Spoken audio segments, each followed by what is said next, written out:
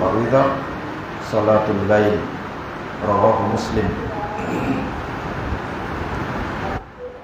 সম্মানিত মুসল্লিবৃন্দ,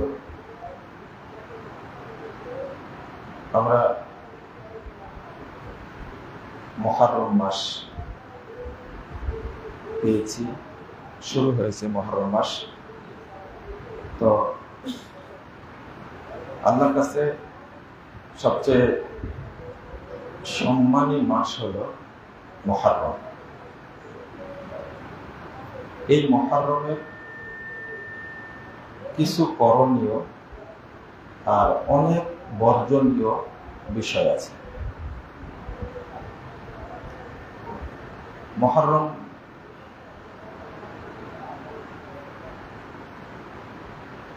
এই মাসের করণীয় সম্পর্কে মাত্র দুইটা সিয়াম আছে। মুহররমের 9 তারিখ এবং 10 তারিখ, এই দুইটা সিয়াম রাখা আমাদের জন্য করণীয়। এছাড়া মুহররমের আর এক্সট্রা অতিরিক্ত কোনো ইবাদত নেই। আমরা শুধু এতটুকু বলবো, এখানে সূরা তাওবা 36 নম্বর আয়াতে আল্লাহ রাব্বুল আলামিন বলেছেন, ইনদা ইদ্দাতাশ শুহুরি ইনদাল্লাহি 12 শাহর। আল্লাহর নিকটে গণনার মাস হলো 12টা। এই যে 12টা বলি সম্মানিত মাস, একটা হলো যুলকদা, জিলকদ বলি যাকে বলে, জিলকদ, জিলহজ, মুহররম, আর একটা হলো রজব। কয়টা হলো? 4টা। জিলকদ, জিলহজ, মুহররম, রজব। একটা না, 3টা। আর শাবান মাসের আগে এক মাস, সেটা হলো কি? রজব। এই 4টা মাসকে হারাম ঘোষণা করা হয়েছে। উদ্দেশ্য হলো এই 4টা মাসে কোনো যুদ্ধ করা যাবে না, কোনো হাঙ্গামা করা যাবে না। আর আমভাবে, ব্যাপকভাবে একটা কথা হলো, অন্য 12 মাসের চেয়ে 12 মাসের মধ্যে এই 4টা মাসকে সম্মান দিতে হবে। এই মাসের জন্য আমি কোনো পাপাচার না করি, যাতে আল্লাহ অসন্তুষ্ট হন। কিন্তু আমরা এই সুন্নাতটা ভুলেই গেছি। 12 মাসের মধ্যে 4 মাসে আমি সম্মান দান করব, এই মাসে খারাপ কাজ থেকে দূরে থাকবো, এটা আমরা ভুলে যাই। আরবি মাসের নামই তো ভুলে গেছি, তাই না? ভোলা যাবে না। সাহাবা কেরাম এই মাস শুরু হলেই যে দোয়া করতেন, আল্লাহুম্মা আহিল্লাহু বিল আমনি ওয়াল ঈমানি ওয়াস সালামাতি ওয়া তাসলিম, এই দোয়াটা আপনারা কেউ পড়েন না, সাহাবীরা পড়তেন, বছর শুরু হলেই পড়তেন। আর একটা হাদিস আসছে যে এটা সনদ সহিহ, সাহাবীরা বছরের শুরুতে পড়তেন। আর একটা সহিহ হাদিস আসছে যে প্রত্যেক মাসে যখন চাঁদ উঠত তখনই এই দোয়াটা পড়তেন। কিন্তু আমরা বছর উদযাপন করি 31 নাইট, মনে পড়ছে? যেটা হারাম। তারপরে পরে কি পহেলা বৈশাখ। কিন্তু যেটা পড়া সুন্নাহ বা পড়া উচিত যে মাস শুরু হলে, সেটা আমরা জানি না। পহেলা বৈশাখে উলঙ্গপনা, নোংরামি, জঘন্য যত কাজ করা হয়, খুব দামি ইলিশ মাছ দিয়ে পান্তা ভাত খাওয়া হয়। আর 31 নাইট মানে 31শে ডিসেম্বর রাত 12টা 1 মিনিটে পটকা ফুটায়া হারাম টাকার তৈরি বিরিয়ানি তৈরি খাওয়া। এই যে 2টা বছরে বাংলা নববর্ষ আর ইংরেজি নববর্ষ পালন আপনারা তো করেন। এখানে যারা মুসল্লি আছেন, আমি আজকে বলে দিচ্ছি, একজন মুসল্লি জীবনে হায়াতে বেঁচে থাকতে এই বাংলা নববর্ষ আর ইংরেজি নববর্ষ, এই উদ্ভট বানোয়াট এই জাহেলি নববর্ষের সাথে আপনাকে সম্পৃক্ত হবেন না, বলেন ইনশাআল্লাহ। কোনো আয়োজন চলবে না। আপনারা পিছনে শুনতে পাচ্ছেন, বোঝা যায় তো? এটা কিন্তু আমি যে কথাটা বললাম, এই মসজিদ সাক্ষী, আপনারাও সাক্ষী। আপনার অন্তর সাক্ষী না হলেও আপনার শরীরের পশম সাক্ষী দিবে, দিবে, হাত সাক্ষী দিবে, পা সাক্ষী দিবে, মুখ বন্ধ থাকবে কিন্তু সবগুলো কি দিবে। তো ঠিক বলা লাগবে না, আমি ঠিক না হলে এটা বলি না, এবং আমার ঠিক হওয়া লাগবে তারপরে বলি। আপনারা ঠিক বলেন না, চুপ করে শুনেন। আর কেউ যদি এখানে থাকেন তওবা করবেন, না হলে আমি আরাফার মাঠে বদদুয়া করে আসছি, মিনাতে বদদুয়া করেছি। আল্লাহ যারা বাংলাদেশ চুরি করেছে ওদের তওবার সুযোগ দাও, আর তওবার যোগ্য যদি না হয় এদেরকে ধ্বংস করো। এই সজলা সফলা শস্য শ্যামলা বলেন না, এত সুন্দর একটা দেশে জন্মগ্রহণ করে সর্বোচ্চ বিশ্ববিদ্যালয় থেকে, তার বলে কি প্রাচ্যের অক্সফোর্ড, ঢাকা বিশ্ববিদ্যালয় থেকে বিরাট চোর বের হয়েছে। ডিগ্রি নিয়ে যদি চুরি করে তাহলে মানিজ্যতের দেশের আর কিছু থাকে না। বাংলাদেশ এখন দুর্নীতির মডেল রাষ্ট্র, সারা পৃথিবীর মানুষ জানে। এ সমস্ত চোরদের বিরুদ্ধে বদদুয়া করা ছাড়া আমাদের কিছু করণীয় নাই। আল্লাহ আমাদের কথা শুনবেন ইনশাআল্লাহ। এবং যত চোর আছে, বড় হোক আর ছোট হোক, সিঙ্গেল চোরের দরকার নাই। যারা ব্যাংক চুরি করেছে, কোষাগার চুরি করেছে, আল্লাহ যেন তাদের সবাইকে বিচারের আওতায় ঢোকায় দেন, বলেন আমিন, বলেন। আপনাদের অন্তরে বুদবুদ করছে মনে হয়, সাবধান, কেউ কেউ পার পাবে না ইনশাআল্লাহ। শোনেন, একটা কথা বলিনি, আপনারাও এটা শিক্ষা নেন। ইমাম ইবনুল কাইয়্যিম রাহিমাহুল্লাহ তিনি বলছেন, লা তা'তার, তুমি ধোঁকা খেও না, তুমি ধোঁকা খেও না।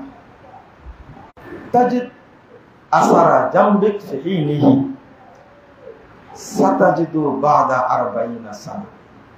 তুমি পাপ কাজ করে সাথে সাথে পাপের শাস্তি তুমি পাচ্ছ না। তুমি মনে করো না যে আমি ছাড়া পেয়ে গেছি, আল্লাহ আমাকে কি দেন, ছাড় দিয়েছেন। জেনা করলাম, চুরি করলাম, আত্মসাৎ করলাম, দুর্নীতি করলাম, আল্লাহ আমাকে কি করে দিয়েছে? কই কিছুই তো হচ্ছে না আমার। মানুষ মারলাম, টাকা আত্মসাৎ করলাম, কিছুই তো হচ্ছে না। ইমাম ইবনে কাইয়্যিম রাহিমাহুল্লাহ বলছেন, এটাকে তুমি ধোঁকা খাও না। সাতাজিদু বাদা 40 সানা, 40 বছর পর হলেও তোমাকে এর শাস্তি ভোগ করতে হবে। করছে না? হ্যাঁ, করছে, অনেকেই করছে। একজন বলছে যে আমার ক্লাস 10-এ পড়া একটা মেয়ে, আমি এত বড় প্রভাবশালী, আমার এই সরল মেয়েটা সন্ত্রাসীদের কবলে পড়ে আমার মেয়ের উপরে যে নির্যাতনটা করেছে, আমি আর সমাধান পাচ্ছি না। এটা তো হওয়ার কথা না।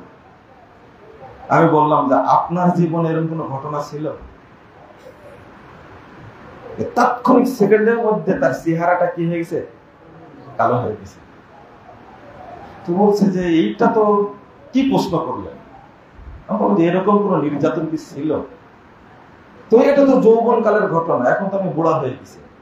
সাতাজিদু বাদা 40 সানা। আপনি কারো অন্তরে আঘাত দিয়েছিলেন, আল্লাহ ওটার প্রতিশোধ নিয়ে নিছে। আর এই যে অর্থ কামাই করে ছাগল কাণ্ড নিয়ে যা হচ্ছে, বেনজির ছাগল যাকে বলে, যেটার দাম ছিল 1 লাখ টাকা,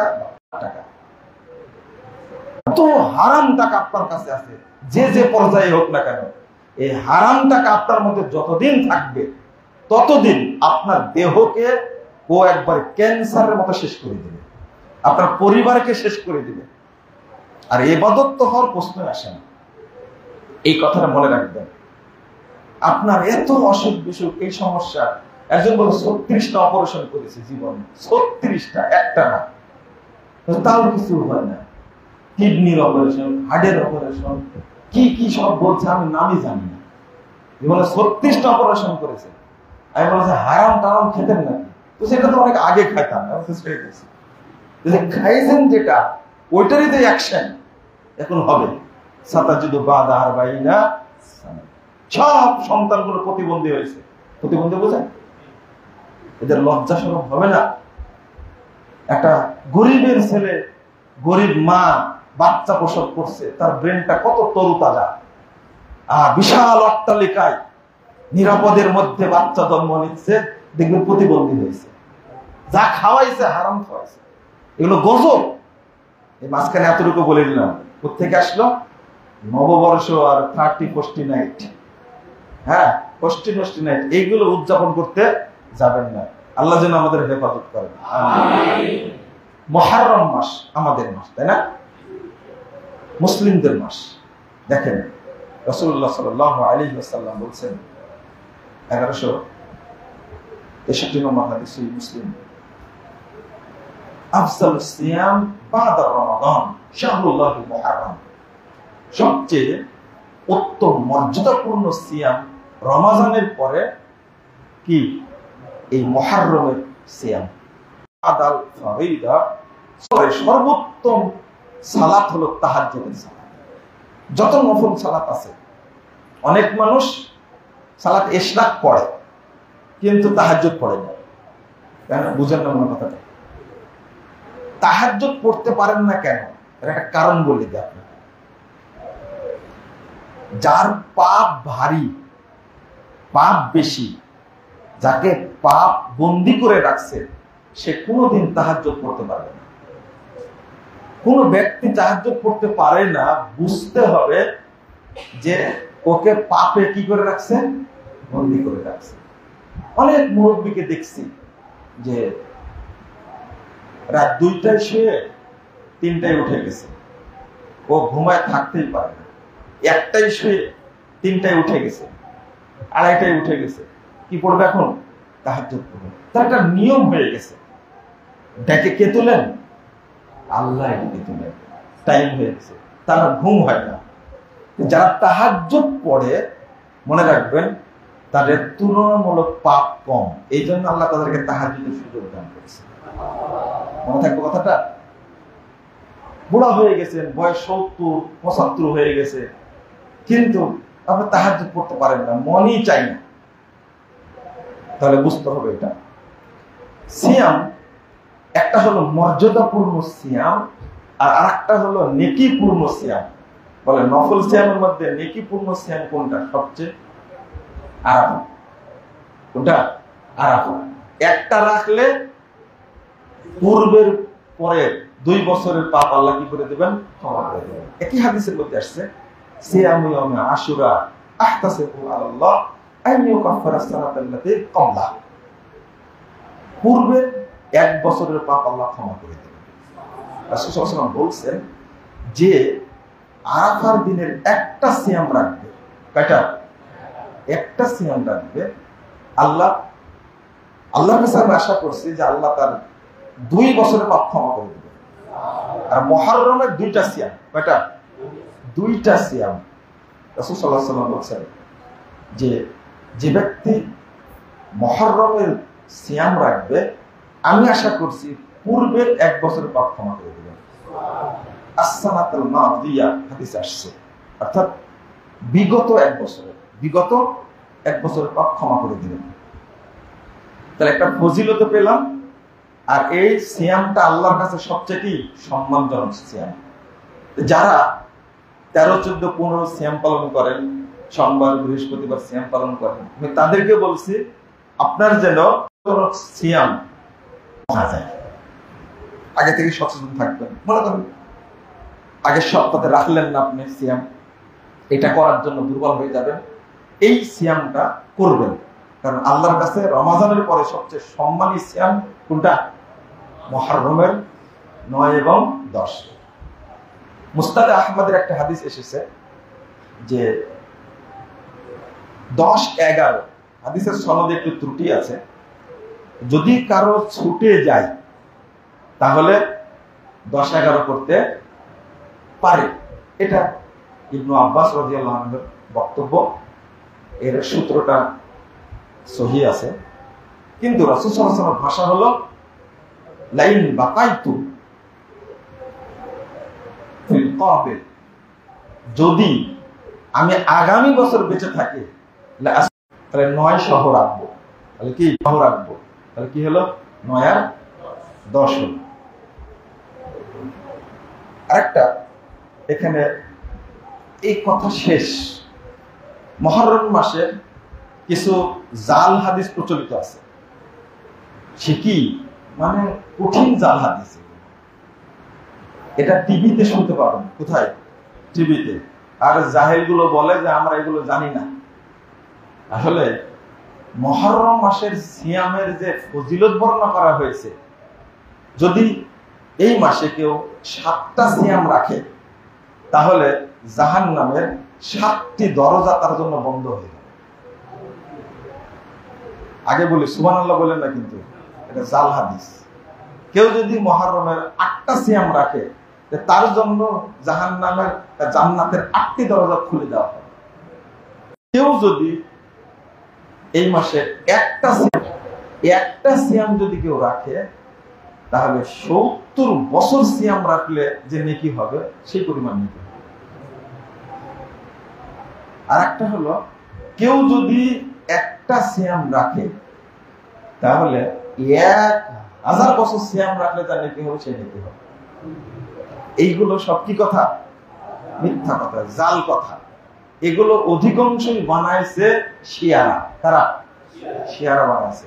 আর আমাদের দেশে এই সুন্নি দাবিদাররা শিয়াদের কথাটা প্রচার করে। সুন্নি দাবিদাররা শিয়াদের কথা কি প্রচার করে। অতএব এই সমস্ত প্রচার করা কথায় কান দিবেন না। আমি বারবার সতর্ক করি আপনাদেরকে যে আমরা সুন্নি হওয়া সত্ত্বেও শিয়াদের প্রতি এত দুর্বল কেন? উপমহাদেশটা শাসনই করেছে শিয়ারা। যত শাসক ছিল ইখতিয়ারউদ্দিন মোহাম্মদ বুখতারি থেকে শুরু করে সুলতান থেকে শুরু করে সবাই কি ছিল? শিয়া। যার কারণে এই শিয়াদের প্রভাবটা আমাদের মধ্যে আছে। যেমন আমরা বলি ইমাম হাসান, ইমাম হুসাইন, তাই না? 12 ইমামে বিশ্বাসী শিয়ারা।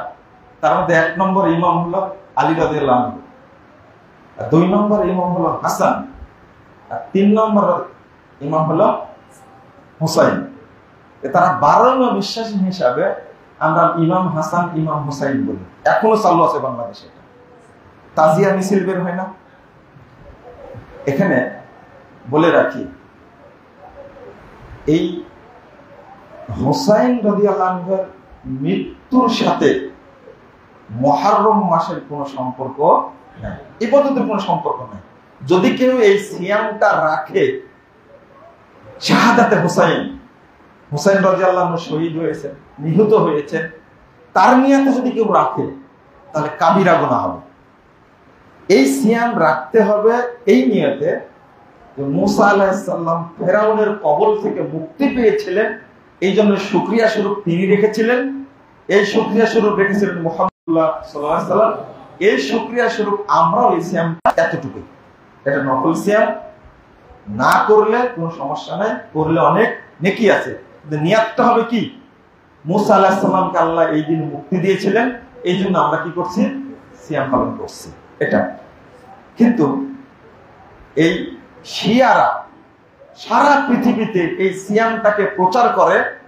এটা হুসাইন রাদিয়াল্লাহু আনহু 10ই মুহররম কারবালার ময়দানে শহীদ হয়েছিলেন বলে এই সিয়ামটা রাখতে হয়। এটাই হলো আশুরা সিয়াম। নাউজুবিল্লাহ। এটা না। শিয়ারা অনেক কিছুই করেছে উপমহাদেশে। তার মধ্যে অন্যতম একটা বিষয় যে মুহররমের 10 তারিখে তাজিয়া মিছিল বের করা। এখন গ্রামে গঞ্জে কমে গেছে, আমরাও ছোটতে দেখছি যে তাজিয়া মিছিল বের করতো এবং গ্রামের বিভিন্ন মানুষ তাদের মিছিলে গিয়ে সামিল হতো। এখন কি দেখা যায় কিনা জানি না, আগে করতো। এবং লাঠি খেলার যে আয়োজনটা হতো, ওই যে কারবালার ময়দানের মহড়া, লাঠি খেলা, আমার নানা ছিলেন লাঠি খেলায় খুব পারদর্শী, আমি নিজ চোখে দেখছি। আর এলাকায় এই জিনিসটাও কিন্তু নাই মনে হয়, এখন আছে, সুন্নিদের এলাকায় মনে হয় নাই লাঠি খেলায়, কোন কোন এলাকায় আছে। কিন্তু ওই সময়ের লাঠি খেলা, এখন যে লাঠি খেলা, ওই সময় লাঠি ছিল, আপনারা মুরব্বীরা বলতে পারবেন। আর এখন কি ওই চিকন চিকন যে লাঠি খেলা দেখা যায় এখন, এটা সরকি দিয়ে লাঠি খেলা, তখন কি ছিল আসলে লাঠি ছিল। এই মুহররমকে উদযাপন করা হতো, আল্লাহ রাব্বুল আলামিন অনেকটাই আমাদেরকে বাঁচিয়েছেন এর থেকে, আলহামদুলিল্লাহ। চাঁপাইনবাবগঞ্জে 10 মুহররম গেছিলাম একটা প্রোগ্রামে, সেই আজ থেকে 25 বছর আগের কথা বলছি, যে দেখছি একই পুকুরের মধ্যে নারী পুরুষ নেমে গেছে, আর এই পুকুরের মধ্যে একটা মুরগ ছেড়ে দেওয়া হয়েছে, কে ধরতে পারে? এটাও ছিল সুন্নিদের মধ্যে। তবে সুন্নি বললেও এই নিয়ম কানুন গুলো আলহামদুলিল্লাহ আহলে হাদিসদের মধ্যে কখনোই ছিল না। এখন নারী পুরুষ পুকুরের মধ্যে এই যে নেমে মুরগ ধরার সিস্টেমটা চালু করলো মুহররম উদযাপন, এটা একটা। শিয়ারা যেটা করে সেটা হলো, এখনো বাংলাদেশে যারা শিয়া ইউনিটি আছে, বিভিন্ন জায়গায় শিয়া আছে, তারা গোপনে একটা কাজ করে থাকে, একটা বকরি, খাসি না কি বকরি বেঁধে রাখে, রেখে একবারে সকাল থেকে সন্ধ্যা পর্যন্ত বকরিটাকে খুব মারতে থাকে, আর বলে এইটাই হলো আয়েশা।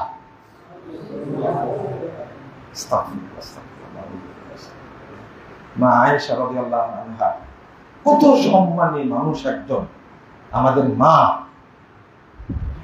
তাকে ব্যঙ্গ করার জন্য একটা বকরিকে মারতে মারতে মারতে রক্তাক্ত করা হয়। অবশেষে সন্ধ্যার আগ মুহূর্তে এই বকরিটাকে পিটিয়ে মারা হয়, আর ওরা মনে করে যে আমরা আয়েশাকে মেরে ফেললাম। কারণ তাদের সর্বশেষ ইমাম যখন আসবে, ওদের ধারণা, ওদের আকীদা, সর্বশেষ ইমাম যখন আসবে তখন তারা মক্কা এবং মদিনা দখল করবে, এবং মদিনাতে আগমন করে আয়েশা রাদিয়াল্লাহু আনহার লাশটা এই বাকিউল গারকাত থেকে উত্তোলন করে তার উপরে জেনার শাস্তি কার্যকর করবে। শিয়ারা এখনো জানে আয়েশা রাদিয়াল্লাহু আনহা জেনা করেছিলেন। এদেরকে কি মুসলমান বলা যায়? যদিও শিয়াদের মধ্যে অনেক দল আছে, আমি একটু পরে একটা কথা পড়ব, যদি সময়টা একটু বেশি হয়ে যাচ্ছে। তো যে শিয়ারা আমাদের মা এত সম্মানী, কত মুহাদ্দিসের উস্তাদ, জন্ম নববী বর্ষের, আপনার নববী বর্ষের 5 বছর আগে জন্ম, একই সালে মা আয়েশার জন্ম, একই সালে ফাতেমা রাদিয়াল্লাহু আনহার জন্ম। মা ফাতেমা বলবেন না আপনারা, কি বলবেন? ফাতেমা রাদিয়াল্লাহু আনহা। তো ফাতেমা রাদিয়াল্লাহু আনহা তো আমাদের বোন হচ্ছেন, তাই না? খাদিজা যদি মা হয় তাহলে ফাতেমা রাদিয়াল্লাহু আনহা কি হয়? বোন হন। তা আমরা ওটাকে মা বলি। হ্যাঁ, বাংলাদেশের সবই চলে, আপাও চলে, মাও চলে, এটা তো জানেন আপনারা। সবগুলো জাহেল মানে, এটা চিন্তাও পারে না। তো এখানে মারা গেছেন 56 হিজরিতে। 56 হিজরির সাথে আপনি যোগ দেন তো, 13 আর 5 কত হয়? হ্যাঁ, 56 সাথে যোগ দেন, 13 আর 5 কত? 74 হয়। আপনি চিন্তা করেন, এই পূর্ণ 74 হিজরি পর্যন্ত, মানে 74 বয়স পর্যন্ত আল্লাহ তাকে বাঁচিয়ে রাখছিলেন শুধু, অর্থাৎ আল্লাহ রাসূলের মৃত্যুর পরেও 56 বছর শুধু বেঁচে ছিলেন দিন প্রচারের জন্য। এত দিনের খেদমত করেছে, এর জন্য কথাটা বলছি। এবং হাদিসের যে সংরক্ষণ তার মাধ্যমে হয়েছে, কত মোহাব্বত হাদিসের প্রতি তার। মদিনায় কত সাহাবী ছিলেন, কিন্তু মৃত্যুর আগে মা আয়েশা রাদিয়াল্লাহু আনহা বলে গেলেন, আমার জানাজাটা যেন পড়ান আবু হুরায়রা রাদিয়াল্লাহু আনহু। বাংলাদেশের এক শ্রেণীর জাহেল আবু হুরায়রাকে ফকিহ বলে না। মা আয়েশার প্রতি মহব্বতটা কত কমে গেছে চিন্তা করতে পারছেন? শুধু শিয়াদের আকীদা ধারণ করার কারণে মা আয়েশাকে আমরা চিনি না, আমরা চিনি না। কত জ্ঞানী মানুষ ছিলেন একজন। তো বন্ধুরা আমার, যারা মা আয়েশা রাদিয়াল্লাহু আনহাকে অপমান করে তাদেরকে আমরা মুসলিম মনে করতে পারি না।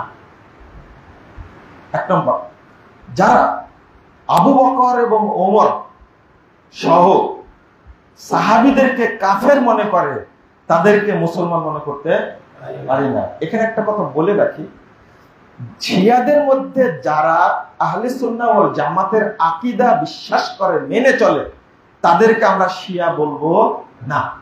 তারা তো শিয়া থাকলো না, কিন্তু যারা শিয়াদের কোনো একটা আকীদা বিশ্বাস করবে তাদেরকে আমরা কি মুসলিম বলবো না, সোজা কথা।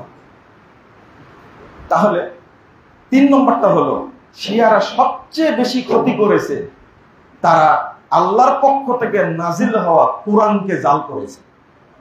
কি করেছে? জাল করেছে। কোরআন আল্লাহর পক্ষ থেকে নাজিল হয়েছে 30 পারা। কয় পারা? আর শিয়াদের কোরআন হলো 90 পারা। কয় পারা? 90 পারা। বাংলাদেশের শিয়া পন্থী যারা আছে তারা সবচেয়ে গালি দেয় আমাকে বেশি। ভালো করে বলি আপনাদেরকে, আমি বক্তব্য দিলাম যে শিয়ারা সূরা বুরুজের বিরুদ্ধে সূরা রচনা করেছে, সূরাতুল বুরুজ। কি করেছে? সূরাতুল বুরুজ। আর তারা বলল, আমার বিরুদ্ধে অপবাদ দিল যে মুজাফফর বলছে সূরা বুরুজ নাকি জাল, সূরা বুরুজ জাল। আমি এই কথাটা বলেছি। এরা কেউ ক্ষমা পাবে না ইনশাআল্লাহ। পেতে পারে, আমার কাছে প্রকাশ্যে ক্ষমা চাইতে হবে, ক্ষমা চাইতেই হবে। ও যদি মানুষ হয় ক্ষমা চাওয়া লাগবে। সারা পৃথিবীতে প্রচার করেছে আমাকে বিতর্কিত করার জন্য, আমাকে গ্রেফতার করার জন্য, আমাকে মারের হুমকি দিয়েছে। আমি নাকি বলেছি সূরা বুরুজ জাল। আরে বেকুব, তোমাদের শ্বশুর, তোমাদের জামাই শিয়ারা বলেছে যে সূরাতুল বুরুজ না, সূরাতুল বুরুজ। তারা জাল করে করেছে কি সূরাতুল বুরুজ। বুরুজ মানে কি জানেন? আস্তাগফিরুল্লাহ। বুরুজ মানে হলো মহিলাদের লজ্জাস্থান। সূরা বুরুজের কি দারুণ একটা ইতিহাস আছে না, সহিহ মুসলিম লম্বা হাদিস। তাকে আল্লাহ স্মরণ করে রাখার জন্য সূরা বুরুজ নাজিল করেছেন। আর এই শয়তানগুলো এর বিরুদ্ধে রচনা করেছে সূরাতুল বুরুজ। ওয়াস-সামাই যাতিল বুরুজ। তাওবা তাওবা আস্তাগফিরুল্লাহ। আমি এর বিরুদ্ধে বলেছি, যারা তোমরা শিয়াদের উপর ভক্তি দেখাতে গিয়ে আমার বিরুদ্ধে অপবাদ দিয়েছো, তোমাদের ক্ষমা নাই, ক্ষমা হবে না। ক্ষমা আমার কাছে চাইতে হবে। কাল কিয়ামতের মাঠে তোমাকে আমি দেখে নেব ইনশাআল্লাহ। এখানে কোনো ক্ষমা নাই। আমি কেন বলতে যাব সূরা বুরুজ জাল, এই কথা কেন বলতে যাব আমি? এরপরে কত বক্তব্য বিস্তার শুনে, শুধু উদ্দেশ্য মুজাফফরকে কি করা? বিতর্কিত করা। তোমরা শিয়াদেরকে যেভাবে মহব্বত করো, মনে রেখো তোমার ঈমান নাই। চ্যালেঞ্জ। কারণ শিয়ারা কোরআন জাল করেছে, শিয়াদের প্রতি মুসলমানরা মহব্বত রাখতে পারে না। ইহুদি খ্রিস্টানদের চেয়ে শিয়ারা সবচেয়ে ভয়ানক মুসলমানদের জন্য। ওই কথা আমাদেরকে শিখাতে হবে না। আজকে মারা গেল কাসেম সুলাইমানি, আর হামাস অ্যাড দিয়ে দিল শহীদ হয়ে গেছে, তাই না? হামাস আপনার দুলাভাই হয়তো, তাই না? জামাই হয়, দুলাভাই না হলে জামাই হয়। আর তালেবানরা কি হয়? আরে বেটা, আকীদার দ্বন্দ্ব এখানে। শিখবেন না, বুঝবেন না, বুঝতে 5 বছর লাগে, বুঝতে 10 বছর লাগে, বুঝতে 12 বছর লাগে। আপনাদের একটা বক্তব্য, আল্লাহর কাছে দোয়া করি আল্লাহ যেটা বলি মানুষকে সাথে সাথে বোঝার তৌফিক দান করেন। এটাও বুঝে না, 12 বছর পরে ক্ষমা চাচ্ছে, 7 বছর পরে ক্ষমা চাচ্ছে, যে আগে শুনে এটা আমি খুব গালিগালাজ করতাম আপনাকে, কিন্তু আজকে আমাকে মাফ করে দেন। আপনি মাফ না করলে আল্লাহ আমাকে মাফ করবে না। কি বলে গালিগালাজ করতেন? এখন আর বলা যাবে না, মুখটা অপবিত্র হয়ে যাবে। ভাষাটা দেখেন তো, বুঝতে সময় লাগুক। আলহামদুলিল্লাহ, এমনও যে আপনার কোনো পাপই হয়নি। যখনই আপনি আকীদা পরিবর্তন করেছেন, আল্লাহ কবুল করে নিয়েছেন বলে তো পরিবর্তন হয়েছে। তালেবানদেরকে চিনলেন না, এখন তো চিনলেন। যখন কে মারা গেল, রাইসি যখন মারা গেল, তো তালেবানরা গেল, তাই না? তার জানাজায় তারা কে কে গেছিল? ওটা কি জানাজা? হেলিকপ্টারে মারা গেল না, ওটা কি জানাজা হয়েছে? এটা কি মুসলমানদের নামাজ? আপনি কি বলেন এগুলো? কাকে শিখান? গেল কারা? হামাস নেতা গেছে, তাই না? কাতারের নেতা গেছে, আর তালেবানদের দল গেছে, মন্ত্রী পরিষদের প্রায় গেছে সবাই। এই যে ভক্তি আর এই যে কুর্নিশ করা, এটা কি মুসলমানদের কাজ? পাকিস্তানের শাহবাজ গেছে, আর কে গেছে যেন? এরাই। সুন্নি রাষ্ট্রের রাষ্ট্রপ্রধানরা কেউ ছিল না যাওয়ার মতো? এটাও মাথায় ধরে না। হিজবুল্লাহর প্রধান গেছে সেখানে। হিজবুল্লাহকে, আরে হামাসের গুরু হলো 1 নম্বর হলো ইরান, 2 নম্বর হলো হিজবুল্লাহ, 3 নম্বর হলো বাশার আল আসাদ সিরিয়ার, 4 নম্বর হলো কে? ইয়ামানের হুতিরা। হুতিদেরকে তো আপনারা খুব সম্মান করেন, তাই না? যুদ্ধ করছে সৌদি আরবের বিরুদ্ধে। হারামাইন কোথায় আছে? সৌদি আরবে না? হারামাইনের প্রতি মহব্বত রাখা, এটা কি ইমানের অংশ না? কাবার প্রতি মহব্বত রাখা ইমানের অংশ না? আপনার মহব্বত কোথায় ঠেকেছে? সারা দিন সৌদি আরবকে গালি দিচ্ছেন, তাই না? কতটা মূর্খ! আল্লাহর অশেষ রহমত, অশেষ দয়া, অশেষ অনুগ্রহ যে এখনো একটা রাষ্ট্র তাওহীদের রাষ্ট্র বলে আল্লাহ টিকে রাখছেন। আলহামদুলিল্লাহ। একদিনের জন্য দায়িত্ব দিলে হাজিদের পৃথিবীর কোন রাষ্ট্র একদিন দায়িত্ব পালন করতে পারবে না। আল্লাহ কোরআনের আয়াত নাজিল করে বলে দিয়েছেন, কারা এই কাবার হারামাইনের দায়িত্ব পালন করবে এটা আল্লাহ বলে দিয়েছেন। মসজিদে হারামের দায়িত্ব কে পালন করবে এটা আল্লাহ বলে দিয়েছেন। আপনার ঈমান কোথায়? কত আগে চলে গেছে আপনার ঈমান।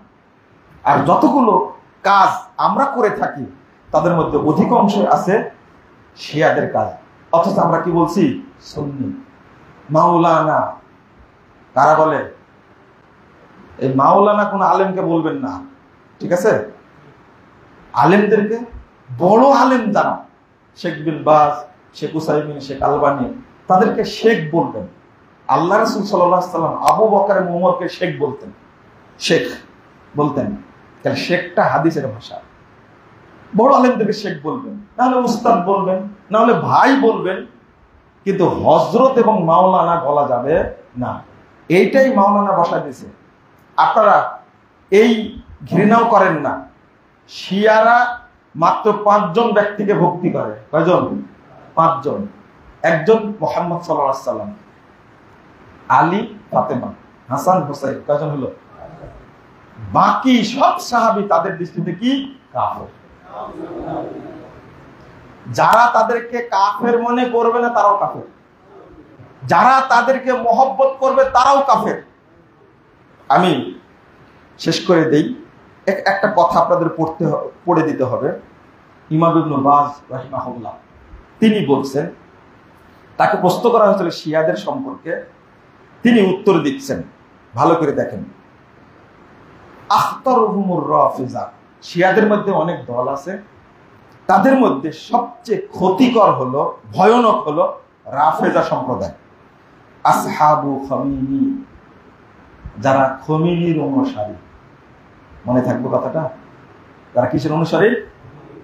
যারা ইরানে আছে কার অনুসারী? সব খমিনির অনুসারী। আসহাবু খমিনি হাউলাই আখতারুহুম, তাদের মধ্যে রাফেজিদের মধ্যে যত দল আছে তার মধ্যে খমিনির অনুসারীরা সবচেয়ে বড় ভয়ানক। ওয়া হাকাদা নুসাইরিয়া আসহাবু হাফিজ আল আসাদ, সিরিয়া বাশার আল আসাদ ছিল না, তার বাপের নাম কি ছিল? হাফিজ আল আসাদ। সে সময়ের কথা বলছে, নুসাইরিরা এরা বেশি ক্ষতিকর। ওয়া জামাতুহু ফি সুরিয়া, এবং তাদের দল যেটা সিরিয়াতে আছে। ফাল বাতিনিয়া আল্লাযীনা ফি সুরিয়া ওয়াল বাতিনিয়া আল্লাযীনা ফি ইরান ওয়াল বাতিনিয়া ফিল হিন্দ ওয়া হুমুল ইসমাইলিয়া। বলছেন যে সিরিয়া, ইরান এবং হিন্দে অর্থাৎ উপমহাদেশে যারা আছে বাতিনি, তারাই হলো ইসমাইলি সম্প্রদায়। হাদিহি তাওয়াফ আসসালাতা হুম আসাদ্দুহুম। বলছে এই তিনটা দেশে যারা শিয়া আছে এরা আবার ইরানের চেয়েও বেশি ভয়ানক। তারপরে বলেছেন ও আখতারুহুম ওয়া হুম কাফারাতুন হাউলাই কাফারাতুন, তিনি এক বাক্যে বলছেন হুম কাফারাতুন, এরা সব কি? কাফের। হাউলাই কাফারাতুন, এরা সব কি? কাফের। পরিষ্কার হলো আপনাদের কাছে কেন কাফের? তিনি তারপরে ব্যাখ্যা দিচ্ছেন, আমি ওইদিকে যাব না, আর দুইটা লাইন পড়তে হবে।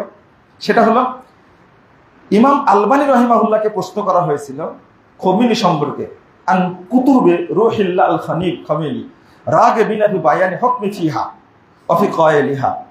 পাঁচটা বিষয়ে প্রশ্ন করা হয়েছিল আলবানীকে খমিনি সম্পর্কে।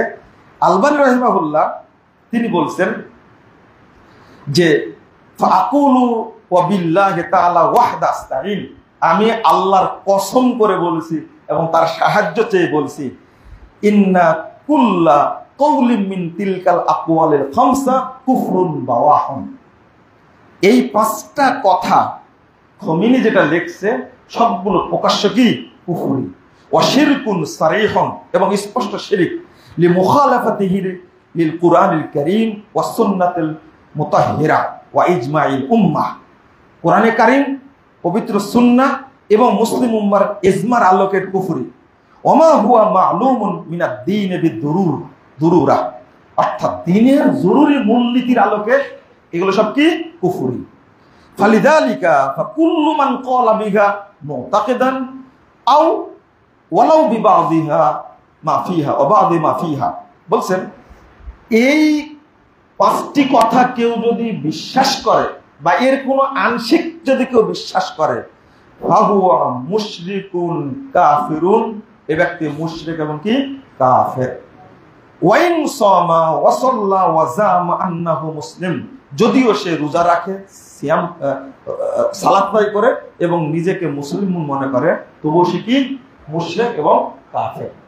আমি আগের যুগের ইমামদের কথা বললাম না, এই যুগে আপনারা আছেন, এই জন্য বিখ্যাত দুইজন ইমাম, ইমাম ইবনে বাজ এবং ইমাম আলবানী রাহিমাহুল্লাহ কথা শোনাই দিলাম। আপনাদের ইরানের শিয়ার ব্যাপারে, ইয়ামানের হুতিদের ব্যাপারে, হিজবুল্লাহর ব্যাপারে আপনাদের ধারণা অপরিষ্কার থাকলো, এটা আপনারা দাবি করতে পারবেন না, আর দাবি করতে পারবেন না। অতএব এই মুহররম উপলক্ষে শিয়ারা যে কাজ উৎপাতগুলো করে, এই ব্যাপারে আপনাদের আমাদের সচেতন থাকতে হবে। শিয়াদের প্রতি কোনো একটা বিষয়ের প্রতি ভালোবাসা যদি থাকে তাহলে বুঝতে হবে আমি মুসলিম না। আরো অনেক বিষয় আছে। শিয়ারা আজও আবু বকর এবং ওমরকে সালাম দেয় না। আপনি জিয়ারত করতে গিয়ে সালাম দেন না? শিয়ারা এখনো মসজিদে নববীতে সালাত আদায় করে না, ওরা জিয়ারত করে চলে যায়। কেন? কারণ এখানে আবু বকর ওমরের কবর আছে। দুই কাফের কবর থাকার কারণে আবু বকর ওমর রাদিয়াল্লাহু আনহুমা এই দুইজনের নাম তারা রাখছে, একজন ফেরাউন আর একজন হামান। আস্তাগফিরুল্লাহ, আস্তাগফিরুল্লাহ। আল্লাহ যেন এই শিয়াদের অনিষ্টতা থেকে আমাদের হেফাজত করেন। সারা পৃথিবীতে শিয়াদের যে ষড়যন্ত্র চলছে, আল্লাহ যেন এই ষড়যন্ত্র থেকে মুসলিম উম্মাকে হেফাজত করেন। আজকে গাজার মুসলিম ভাই বোনেরা এই হামাসের কারণে বিপদে পড়েছে তারা। আল্লাহ যেন এই গাজার মুসলিম ভাই বোনদেরকে হেফাজত করেন এবং এই ইহুদিদের সবচেয়ে নিকটের বন্ধু হলো রাফেজিরা। এই রাফেজি এবং ইহুদিদেরকে আল্লাহ যেন ধ্বংস করে দেন। আল্লাহ যেন ফিলিস্তিনকে স্বাধীন করে দেন। এই মুহররম মাস যেটাকে আমরা সবচেয়ে গুরুত্ব দিই, এই মাসে হামলা করে গত পরশুদিনও হামলা করে 36 জন নিরীহ ফিলিস্তিনিকে মেরে ফেলে দিয়েছে।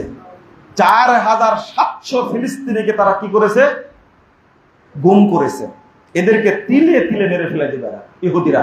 আল্লাহ তুমি এই ইহুদের উপর গজব নাযিল করো, আমিন।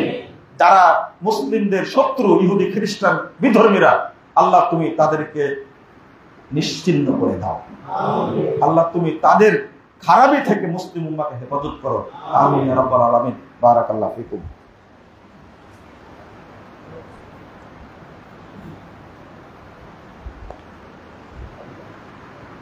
আলহামদুলিল্লাহ ওয়াহদা ওয়াসসালাতু ওয়াসসালামু আলা মান লা নাবিয়্যা বা'দা। সম্মানিত মুসল্লিবৃন্দ, বেশ কয়েক বছর আগে আপনাদের এই মসজিদে তাকওয়া এখানে এসেছিলাম। তখন এটা শুধু একটা সাধারণ জমি হিসাবে পড়েছিল। তো মসজিদ তৈরি করার জন্য কোদাল দিয়ে কোপ দিয়েছিলাম, যে মাটিটা একটা শক্ত ছিল, কোদালের কোপ বসেছিল না। আজকে আল্লাহ রাব্বুল আলামিন সেই জায়গাতে এত সুন্দর একটা মসজিদের ব্যবস্থা করেছে, আলহামদুলিল্লাহ। আমি দেশে এবং দেশের বাইরে যে সমস্ত দিনী ভাই ও বোন আছে, আমি তাদেরকে বলবো যে এই কালিয়াকৈর এই জায়গাটার নাম কি? শফিপুরে, তাই না? শফিপুরের পাশেই এখানে একটা সালাফি আকীদার, আহলে হাদিস আকীদার মসজিদ প্রতিষ্ঠিত হওয়া খুব জরুরি।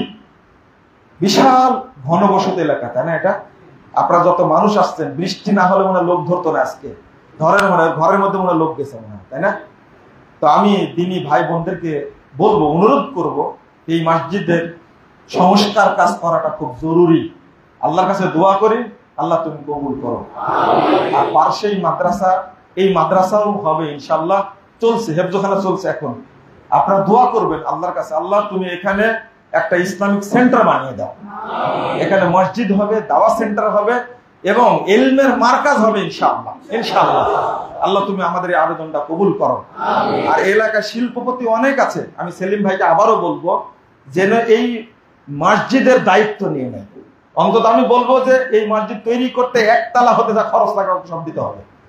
আমাকে যেহেতু অনেক সম্মান করেন, আমিও তাকে বলবো, এবং মাদ্রাসা যেন দেখাশোনা করে। আপনারাও এখানে শরীক হবেন ইনশাআল্লাহ। হবেন তো? শরীক হবেন? এখানে যারা আজকে আছেন 1 টাকা হলেও দিয়ে যাবেন, আর যার কাছে টাকা নাই আমাকে বলে যাবেন, আমি দিব আপনার পক্ষ থেকে। ঠিক আছে? রাগ করলে একটু সময় বেশি হয়ে গেল, আমরা সময় একটু আগে নিয়ে নিছি চেয়ারম্যান সাহেবের কারণে। তো আমাকে মাফ করবেন আপনারা কষ্ট দেওয়ার জন্য। কিন্তু যারা আজকে মুসল্লি এখানে এসেছেন, সবাই মনে করবেন আমি এই মাদ্রাসা এবং মসজিদের একজন অভিভাবক। মনে করবেন তো ইনশাআল্লাহ? শুধু এই যে পাপ্পু ভাই তারা আব্বা দুজন থাকবে এমনটা না। আপনারা সবাই মনে করবেন যে আমরা এক একজন অভিভাবক, এই মসজিদ আমরা তৈরি করেই ছাড়বো ইনশাআল্লাহ। এবং আলিম ওলামা অনেক বড় বড় আসে এখানে, দেখি না। আমি আর এই অপরাধ, আমি অনেকদিন পরে আসলাম, মাফটা করে দিন। বলতে চাচ্ছিলাম না, মনে করে দিলাম। আসবো ইনশাআল্লাহ, আসবো। একটু মানে আমি অপারক, এটা আমাকে মাফ করবেন আপনারা, চেষ্টা করব। তবে আপনাদের ভাইরা যারা আছে, বিশেষ করে আমার খুব স্নেহের ছেলে একটা ছিল ফাইসাল, ও আগেও নিয়ে আসছিল, প্রতি সপ্তাহে মেসেজ দেয়, ভাই একটা খুতবা দেন। এতই বলে, সেই মক্কায় আছি আমি, তখনও মেসেজ দেয়, বলছে ভাই একটা খুতবা দিয়ে যান, ডেটটা জানান। তো আলহামদুলিল্লাহ আজকে আসছে। আল্লাহ যেন নিয়মিত আসার ব্যবস্থা করে দেন। আমি আপনাদের খুব ভালোবাসি, কথাগুলো বললাম খুতবার মধ্যে, যেন আল্লাহ কবুল করেন, আমিন ইয়া রাব্বাল আলামিন। আপনারা ছাত্র দিবেন এখানে, টাকা দিবেন এখানে। বিশেষ করে আজকে কেউ না দিয়ে যাবেন না, লজ্জা করবেন না। যার পকেটে টাকা নাই, দয়া করে আমাকে বলবেন, যে অথবা হাত তুলবেন, টাকা নাই, আপনার পক্ষ থেকে আমি দিব আমি ইনশাআল্লাহ। 1 টাকা পরে দিব ইনশাআল্লাহ, আপনার পক্ষ থেকে, আমার পক্ষ থেকে না। যেন আজকে এই পরিশ্রমী ভাইদের, যুবকদের, আমি বলেছি প্রথমে মসজিদে ঢুকে, এই এলাকায় বৃদ্ধ মানুষ নাই, তাই বলেছি সবই যুবক মানুষ, সব খেটে খাওয়া মানুষ। আপনাদের পয়সায় বরকত হবে ইনশাআল্লাহ। আপনি 5 টাকা দিলে আল্লাহ বরকত দিয়ে আরেকজন 5 লাখ টাকা দিবে ইনশাআল্লাহ। মসজিদ হবে ইনশাআল্লাহ। আল্লাহ তুমি আমাদের দোয়া কবুল করো, আমিন ইয়া রাব্বাল আলামিন। اللهم اغفر لنا وللمؤمنين والمؤمنات والمسلمين والمسلمات والأحياء منهم والأموات. اللهم اعز الاسلام والمسلمين، اللهم ايد الاسلام والمسلمين، اللهم انجل المستضعفين من المؤمنين في كل مكان، اللهم انصر المسلمين، اخوان المسلمين في فلسطين، اللهم انصر اخوان المسلمين في السودان، اللهم انصر اخوان المسلمين في فلسطين، اللهم احفظ في المسجد الاقصى يا رب العالمين يا ارحم الراحمين يا حي يا قيوم برحمتك نستغيث. ربنا آتنا في الدنيا حسنة وفي الآخرة حسنة وقنا عذاب النار. ربنا تقبل منا إنك أنت السميع العليم وتب علينا إنك أنت التواب الرحيم وصلى الله على النبي. খুদা লাগেনি? না না লাগছে।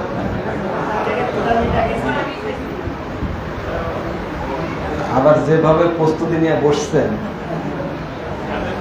আজকে উঠতে দিবেন না মনে হয়। বসেন বসেন। প্রথম দাবি আপনাদের কাছে, যে যে এলাকায় আছেন,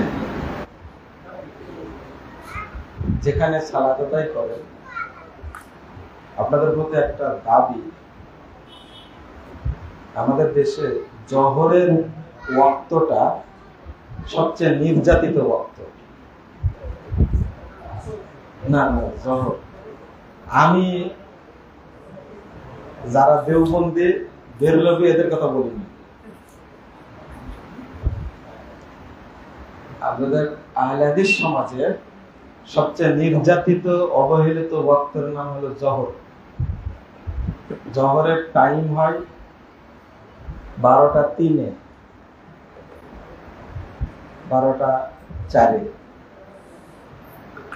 আর আপনারা জোহর পড়েন কয়টায়? 1:15। কতক্ষণ পরে পড়লেন?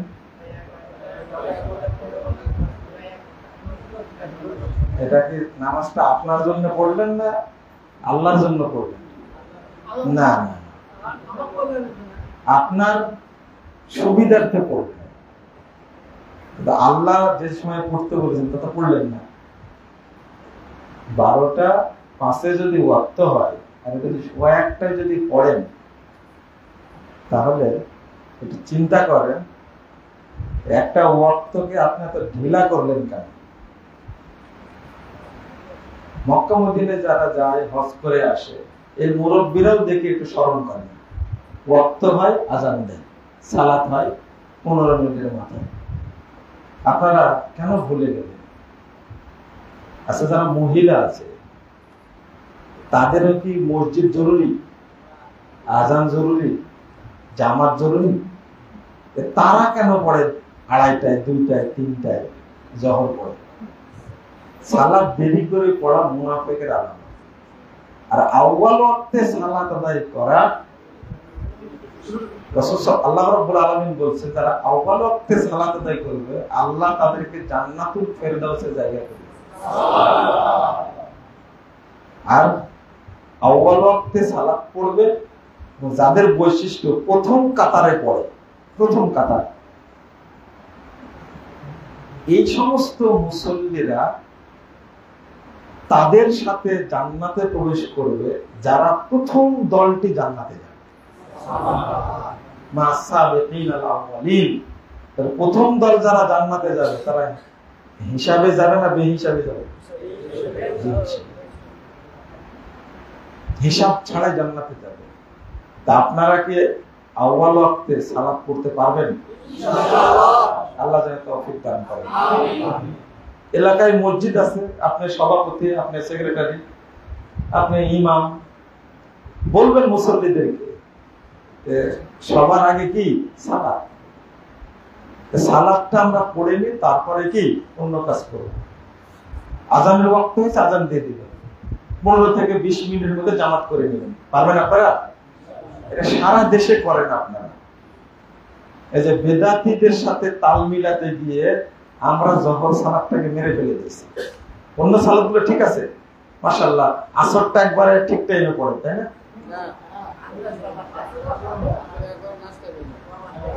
এখানে বেদাতীদের কথা বলছি তো, আমি তো বলিনি, বেদাতীদের কথা বলিনি, আমাদের কথা বলছি। ফজরের টাইমটা আলহামদুলিল্লাহ সঠিক টাইমে পড়ি আমরা। আর স্বার্থপর বেদাতীরা দুইটা সালাত সবচেয়ে গুরুত্বপূর্ণ, এই দুইটা সালাত ওরা গলা টিপে মেরে ফেলে দিয়েছে, একটা আসর একটা ফজর, তাই না? আসর পরে সূর্য ডুবার একটু আগে, আর ফজর পরে সূর্য উঠার একটু আগে। সুবিধাবাদ জিন্দাবাদ। এই ভাইরাস যেন আমাদের মধ্যে না আসে। আপনারা কি শুনতে পেলেন? পড়বেন তো ইনশাআল্লাহ, আল্লাহ যেন কবুল করেন, আমিন। কোন এক বক্তৃতায় বলেছে, কি লিখছে, শনিবারে মাছ ধরা যাবে না, এই কথা কি সঠিক? কত প্রশ্ন আছে, শনিবারে মাছ ধরবেন না। এইটা বনী ইসরাঈলদের একটা কওমের জন্য নিষেধ ছিল। নিষেধ ছিল কি বারে ধরা? শনিবারে ধরা। তারা কৌশল করে করেছিল কি, শনিবারে ধরতো না, কিন্তু বাদ দিয়ে রেখে আসতো, ধরতো কি বলে রবিবারে। এই জন্য আল্লাহ তাদেরকে, বুড়াদেরকে শুয়োর বানাইছিলেন, আর যারা যুবক তাদের কি বানাইছিলেন? বানর। এইটা, এই বিধানটা আমাদের জন্য না। এক বক্তা বলেছেন, ঈদের তাকবীর আল্লাহু আকবার আল্লাহু আকবার ওয়া লিল্লাহিল হামদ, এই তাকবীর গুলো নাকি জাল। এই বক্তারা জাহেল একটা, ঠিক আছে? এই জন্য আপনাদের সাথে আমার বিরোধ, আপনাদের সাথে আমার বিরোধ। যে ব্যক্তি সালাফি মানহাজ সম্পর্কে জ্ঞান রাখে না, তার বক্তব্য শোনা যাবে না, তার বই পড়া যাবে না, তার খুতবা শোনাও যাবে না, নিষেধ। শোনেন, আজকে গাড়ির মধ্যে একটা কথা বলছে, আসার কথা, তিনজন বিখ্যাত মানুষ সম্পর্কে আপনারা যাদের তিনজনকে চিনেন, শেখ আলবানীকে প্রশ্ন করা হয়েছে যে এদের বক্তব্য শোনা যাবে কিনা, এদের কাছে ইলম নেওয়া যাবে কিনা। শেখ আলবানী বলছেন যে এরা পৃথিবীর বড় বড় সাহিত্যিক, কিন্তু এরা একজন আলেম না। ওরা এলেমই না, এলেম কিভাবে নিবে? চিন্তা করেন, যারা পৃথিবীর বিখ্যাত মানুষ বলছে এরা তো সাহিত্যিক মানুষ, এরা কি না? আলেম না। কারণ তাদের মধ্যে মানহাজের জ্ঞান নাই, তাওহীদের জ্ঞান নাই। তা আমাদের মধ্যেও, আর আপনারা কিভাবে বলদ হয়ে গেলেন আমি জানি না। বলদ বুঝেন তো? বুঝেন বলদ? চিনেন? খালি কুরবানি করতে জানেন, চিনেন না। বলদ হয়ে গেলেন কি করে আপনারা? আপনারা এই যে ঈদের তাকবীর, এটা জাল, এটা কে বলল? জাল কথাটা কে বলেছে? যার পড়ারই যোগ্যতা নাই, আপনারা তাকে মনে করেন এই দেশের সবচেয়ে বড় আলেম নাকি, পৃথিবীর সেরা আলেম? এগুলো তো ঠিক না। এটা আপনারা বোঝা উচিত। যদি ভুল হয় কারো, স্বীকার করলে কোনো ব্যাপার না। প্রথম কথা হলো, না জেনে ফতোয়াটা দিল কেন? দুই নম্বর হলো, যেই বলুক না কেন তিনি কি মুহাদ্দিস?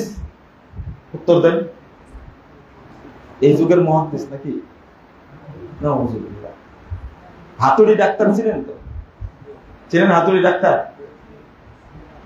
হাতুড়ি ডাক্তার আর অরিজিনাল ডাক্তার দুটা কি একরকম? আল্লাহু আকবার আল্লাহু আকবার, লা ইলাহা ইল্লাল্লাহ আল্লাহু আকবার আল্লাহু আকবার ওয়া লিল্লাহিল হামদ, এই তাকবীরটা সহিহ সনদে বর্ণিত হয়েছে এবং মুহাদ্দিসগণ এটাকে সহিহ বলেছেন। যারা স্বীকৃত মুহাদ্দিস, কি আলবানী কি মুহাদ্দিস না? তো আমি মনে করি যে আলবানির কিতাব পড়ার যোগ্যতা লাগবে। তাতে কিভাবে বলেন, এটা আমরা বহু আগে লিখে দিছি, তবে মাওকুফ সূত্র, এটা সরাসরি রাসূল থেকে না, এটা সাহাবী থেকে মাওকুফ সূত্রে। আমরা হাত তুলি না, ঈদের তাকবীর, জানাজায় হাত তুলি না তাকবীরে, এটা তো রাসূল থেকে হাদিস নাই, এটা সাহাবীদের থেকে সহিহ সূত্রে বর্ণিত হয়েছে। ও আপনারা মনে করেছেন যে কথা রাসূলের না, সাহাবী বানাইছে এটা, এই জন্যই তো এর সহিহ হাদিস আছে সাহাবীদের থেকে। সাহাবীদের সুন্নাত মানা যাবে না? আপনি কিভাবে বলেন? তো এটা নিয়ে বেশি হইচই করবেন না। আর আমরা তো হাতুড়ি ডাক্তারদের বেশি বিশ্বাসী, এই জন্য সমস্যা, এই জন্য আমরা বলদ হয়ে গেছি। বলদের কথা কেন বললাম? আপনি মনে করেন যে মুজাফফর বিন মুহসিন যা বলবে এটাই সঠিক, আর অন্য যারা বলে তাদের বক্তব্য শোনা যাবে না, আর সঠিকও না। এদেরকে নাম দিয়েছি আমি বলদ। বলদ বুঝেন তো? এই কথা আপনি বললেন কেন? অমুকের আলোচনা ছাড়া কার আলোচনা শোনা যাবে না। একজন ব্যক্তির ক্ষেত্রে এই কথাটা বলা যাবে, তিনি বলেন মুহাম্মদুর রাসূলুল্লাহ সাল্লাল্লাহু আলাইহি ওয়াসাল্লাম। পৃথিবীর কোন ব্যক্তি সম্পর্কে কথা বলা যাবে না। আর আমি ধমক দিয়ে বলছি, এই শোনো, আমার বই ছাড়া কারো বই পড়বা না, আমার বক্তব্য ছাড়া কারো বক্তব্য পড়বা না, শুনবে না, ধমক দিয়ে বলছি। তাহলে আমি তো এক জাহেল, এটা বলবো কেন? সব আহলে হাদিস আলেমের বক্তব্য শুনবেন, ঠিক আছে? শোনার পরে আপনার কাছেই মনে পড়বে কারটা সঠিক, কারটা বেশি সঠিক, কারটা ভুল। শুধু একজনেরই কথা শুনবেন, মানে তাকে আপনার মাবুদ হিসাবে গ্রহণ করে নিয়েছেন, এটা চলবে না। এখানে একটা কথা বলি, ইমাম ইবনে তাইমিয়া রাহিমাহুল্লাহ বলছেন, ভালো করে শোনেন তো কথাটা, মাসালা না এটা, এটা উসুল, মূলনীতি। তিনি বলছেন, মাইয়াতাআসসাবু লিকাউলি মালিকিন আবি শাফঈ আও আহমদ আও আবি হানিফা, যদি কেউ মনে করে যে শুধু ইমাম মালিককেই মানতে হবে, শুধু ইমাম আবু হানিফাকে মানতে হবে, শুধু ইমাম আহমদকেই মানতে হবে, যদি কেউ এটা মানে ওয়াজিব করে না নিজের উপরে, এবং মনে করে আন্না কওলাল গায়রে সাওয়া, অন্যের কথা সেই কথাটা কি সঠিক, মনে করে যদি কেউ, ফাহুয়া জাহিলুন যাল্লুন ওয়া ক্বাদ ইয়াকুনু কাফিরা। এই ব্যক্তি একটা জাহেল, এই লোকটা একটা পথভ্রষ্ট, এবং কখনো কখনো এ কাফের হয়ে যায়, কাফের হয়ে যায়। কারণ মানতে হবে একমাত্র ব্যক্তি মুহাম্মদ রাসূলুল্লাহ সাল্লাল্লাহু আলাইহি ওয়াসাল্লাম, তাকে বাদ দিয়ে অন্য আরেকজনকে কি করে নিয়েছেন? ওয়াসিত করে নিয়েছেন। হারাম, এটা হারাম। আর যদি কেউ মনে করে যে, যদি বলে ইয়াজিবু আলাল আম্মা তাকলিদু ফুলানিন আও ফুলানিন লা ইয়াকুলুহু মুসলিম, যদি কেউ মনে করে যে শুধু অমুক ব্যক্তির কথাই মানা উচিত, শুধু অমুক ব্যক্তির কথাই মানা উচিত, যদি আপনাদের মধ্যে কারোর ভিতরে ধারণা থেকে থাকে, তো বলছে এ মুসলমান না, কি মুসলমান না। এই আকীদা কখনো পোষণ করবেন না। এটা করতে গিয়েই বহু ভুল কাজ আপনি করছেন, কারণ আমার ভুল হতে পারে না, পারে না? তো অন্যের কথা না শুনলে আমার ভুলটা বুঝবেন কি করে? আর যদি মনে করেন যে একজন লোক ভুলের ঊর্ধ্বে, তাহলে কি বললাম? জাহেল, পথভ্রষ্ট। ভুলের ঊর্ধ্বে একজন মানুষ, তিনি হলেন মুহাম্মদ রাসূলুল্লাহ সাল্লাল্লাহু আলাইহি ওয়াসাল্লাম, আর কেউ না। অতএব আপনারা বলদ হয়ে না। এখন আহলে হাদিসদের মধ্যে কিছু তরুণ ছেলে, এরা বলদ হয়ে গেছে। বলদ বুঝেন তো? মনে করছে যে ওই একজনের বক্তব্য মানতে হবে, আর কারো বক্তব্য মানা যাবে না, যাচাই করার চেষ্টা করে না, এটা তো হতে পারে না। আশা করি বুঝতে পেরেছেন। একজন বলছে যে বুকে হাত বাঁধার কোন সহিহ হাদিস নাই, বুঝছেন? এই কথাটা বলতে পারত, হ্যাঁ মুহাদ্দিসগণ বলছেন বুকের উপরে হাত বাঁধার কোন সহিহ হাদিস নাই। নিজে মুহাদ্দিস, মুহাদ্দিস বুকের উপরে হাত বাঁধার হাদিস চোখে পড়েনি? আপনার চোখে পড়বে না কোনোদিন। আপনার চোখে আবরণ আছে। কি আছে? আবরণ আছে। শেখ আলবানী কি মুহাদ্দিস না? শেখ আহমদ মোহাম্মদ শাকের তিনি কি মুহাদ্দিস না? আরো কত মুহাদ্দিস। এখন জেনে জিজ্ঞেস করবেন এখন সবচেয়ে বড় মুহাদ্দিস কে? উত্তর দেবে কে জানেন? আব্দুল মুহসিন আল আব্বাদ। সবচেয়ে বড় মুহাদ্দিস তিনি, এখন বেঁচে আছেন, অন্ধ মানুষ, অসুস্থ। তো তিনি কি বলেছেন যে বুকের উপরে হাত বাঁধার হাদিসটা জয়ী। দেখেন, একটা আমাদের বড় শক্তি হলো দলিল, আর বিদাতীদের বড় শক্তি হলো কি? হ্যাঁ, মুখের জোর। পাসপোর্ট করার জন্য দাড়ি কাটা যাবে কি? দাড়ি সহ পাসপোর্ট করলে অনেক দেশে যাওয়া যায় না। ওই দেশে পেশাব করবেন আপনি? প্রশ্ন করছেন কেন আমার কাছে? দেশে দাড়ি রেখে যাওয়া যাবে না, ওই দেশে যাবেন কেন আপনি? ওখানে যা প্রশ্ন করবেন যে জুমা পড়তে পারি না, কি করবো? ওই দেশে যাওয়াই হারাম। যে দেশে দিন রক্ষা করতে পারবেন না, ওই দেশে হিজরত করা যাবে না, কাজের জন্য যাওয়া যাবে না। মুসলিম দেশে যান। বলছে যে 6 মাস যাবত আসছে কোন জুমা মসজিদ পায় না, বেটা তুমি গেছো কেন ওই জায়গায়? আবার বলছে দাড়ি কেটে তারপরে পাসপোর্ট করতে হবে। আল্লাহ আপনাদের হেদায়েত দান করুন। এক ব্যক্তি, কোন ব্যক্তি কি কাতার থেকে কাউকে উঠিয়ে নিজে বসতে পারবে অথবা অন্য কাউকে বসাতে পারবে? এর হুকুম কি? কাতার বলতে কি বুঝছেন? এই সালাতের কাতার? হ্যাঁ, বসে আছেন না, কাতারে যদি বসে থাকে, সালাতের কাতারে যদি বসে থাকে, তাহলে তাকে উঠানো যাবে না। নাম্বার 1, তাকে উঠায় আর একজনকে বসানো যাবে না। শুধু এক জায়গাতে ছাড় আছে, ইমামের পিছনে যদি কোনো যোগ্য মানুষ থাকে তাকে বসাবে। কিন্তু আপনি অন্য কাতারে, বড় আলেম আপনি আসছেন, শোনেন, বড় কাতারে আপনি আলেম আসছেন, আপনার সামনে একজন ছোট বাচ্চা আছে। এখন ওই বাচ্চাটাকে সরায় আপনি বা কেউ সরাই দিবে, তাকে পিছনে দিবে, আপনার জায়গায় দাঁড়াবেন, এটা দাঁড়ানো যাবে না। কারণ ও কাতারের সামনে আসছে, এটা তার মর্যাদা। আপনি তাকে টেনে নামাবেন কেন? আল্লাহ মর্যাদা দিলে আপনি টেনে নামাবেন কেন? আপনি আগে আসতে পারেন, এটা আপনার ব্যর্থতা, মনে থাকবে। এটা বাচ্চাকে সরানো যাবে না। আর যারা বলে বাচ্চাদের পিছন কাতারে থাকতে হবে, এই হাদিসটা ঠিক না, এই হাদিসটা সহি না, ওই হাদিস আমল করা যাবে না। বাচ্চা ছেলেও যদি সামনে থাকে তাহলে আপনাকে সামনে আসা লাগবে না। অর্থাৎ এই আমলটা আমি করি না। আমি যেখানে এসে কাতার পেয়েছি ওই জায়গাতে থাকবো। আমার সামনে আমাকে সম্মান দিয়ে সরাই দিলে আমি কখনো আগাই না। এটা ওর জন্য বরাদ্দ, আমি তো আসতে পিছনে, তাই না? বুঝেছেন কথা?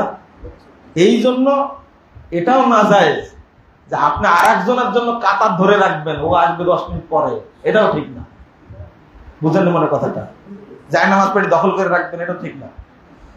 কমিটির এক জায়নামাজ, সভাপতির এক জায়নামাজ, শুধু ইমামের জায়নামাজ থাকবে, কোনো বেটার জায়নামাজ থাকবে না। হাদিস যেটা তো এটা আমল করতে লাগবে।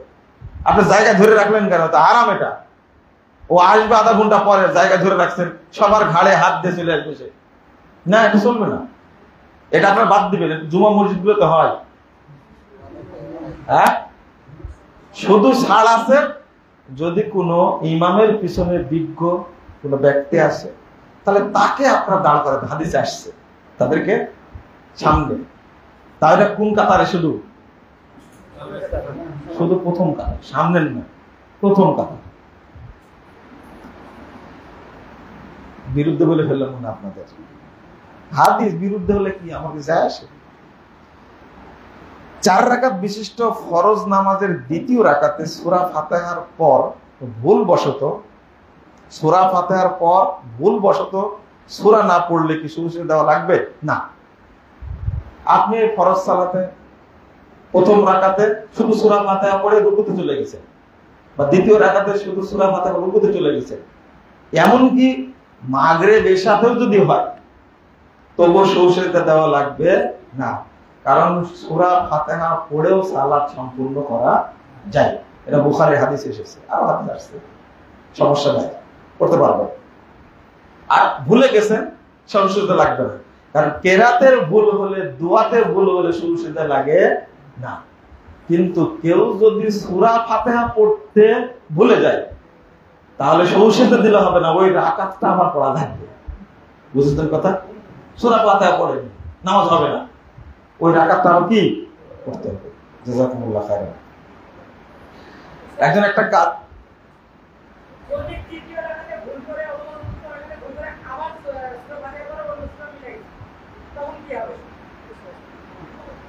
তাতেও সৌসিদা লাগবে না। একজন একটা কাজে বলেছিল অমুক কাজটি হলে সে মসজিদে কিছু টাকা দিবে, তার কাজটা হয়ে গেছে, এখন তিনি আমাকে বলছেন তার টাকাটা যেন মসজিদে দিয়ে আসি। মসজিদে টাকা দেওয়ার মানত করা কি জায়েজ? মসজিদে টাকা দেওয়ার জন্য মানত করা জায়েজ না ফরজ? মসজিদে তো মানত করতে হবে, মাজারে মানত করা লাগবে? পাগলা মসজিদে, হ্যাঁ ওখানে পাগল আছে এই জন্য দেন ওখানে মসজিদ, তাই না? কত মসজিদে নাজেহাল অবস্থা। আরে মাজার পূজারি, কবর পূজারি, পীর পূজারি, পাগলা পূজারি যারা আছে সব টাকা পাগলা মসজিদে দিয়ে আসছে, 3 মাস পরে খুলে দিতে 5 কোটি টাকা, তাই না? মানুষের আকীদা মসজিদের উদ্দেশ্যে মানত করা যাবে, মনে থাকবে, এবং মসজিদের উদ্দেশ্যে করতে হবে মানত। আমি মসজিদ টাকা দেব, এখন মানত পূরণের বিষয়টা, আপনি যে উদ্দেশ্যে মানত করেছেন উচিত মানতটা পূর্ণ করা। এখন ওই উদ্দেশ্যে পূরণ হোক চাই না, এটা হলো মানত, মনে থাকবে। সবচেয়ে ভালো হয় আমি মসজিদে এই অ্যামাউন্টটা দিলাম বা 10,000 ইট দিলাম, আল্লাহ তুমি আমার এই দাবিটা তুমি পূরণ করে দাও, এইভাবে বলা, মনে থাকবে। আমার ছেলেটা অসুস্থ, আল্লাহ আমি মসজিদে 10 বস্তা সিমেন্ট দিলাম, আল্লাহ তুমি আমার ছেলেটাকে এর ওসিলায় সুস্থ করে দেবো, এইভাবে ওসিলা করতে হয়, মনে থাকবে। আমি এতিমখানায় এতিমদেরকে খাওয়াই দিলাম, আল্লাহ তুমি এর ওসিলায় আমার স্ত্রীর এই অসুখটা তুমি ভালো করে দেবো। কথা বুঝতে পারলে? নিয়ম হলো এইভাবে মানত করা। জাযাকুমুল্লাহ খাইরান। বুঝতে পেরেছেন মনে হয়? শেষ। আর কোনো প্রশ্ন? হ্যাঁ,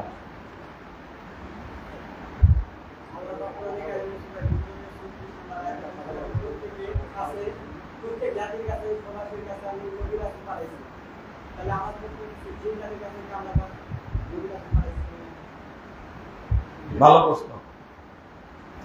প্রথম কথা হলো এইটা জেনে তোমার কি উপকার আছে সেটা বলো। না, যদি বলো যে মানে এই উপকারটা হবে তাহলে উত্তরটা দেব।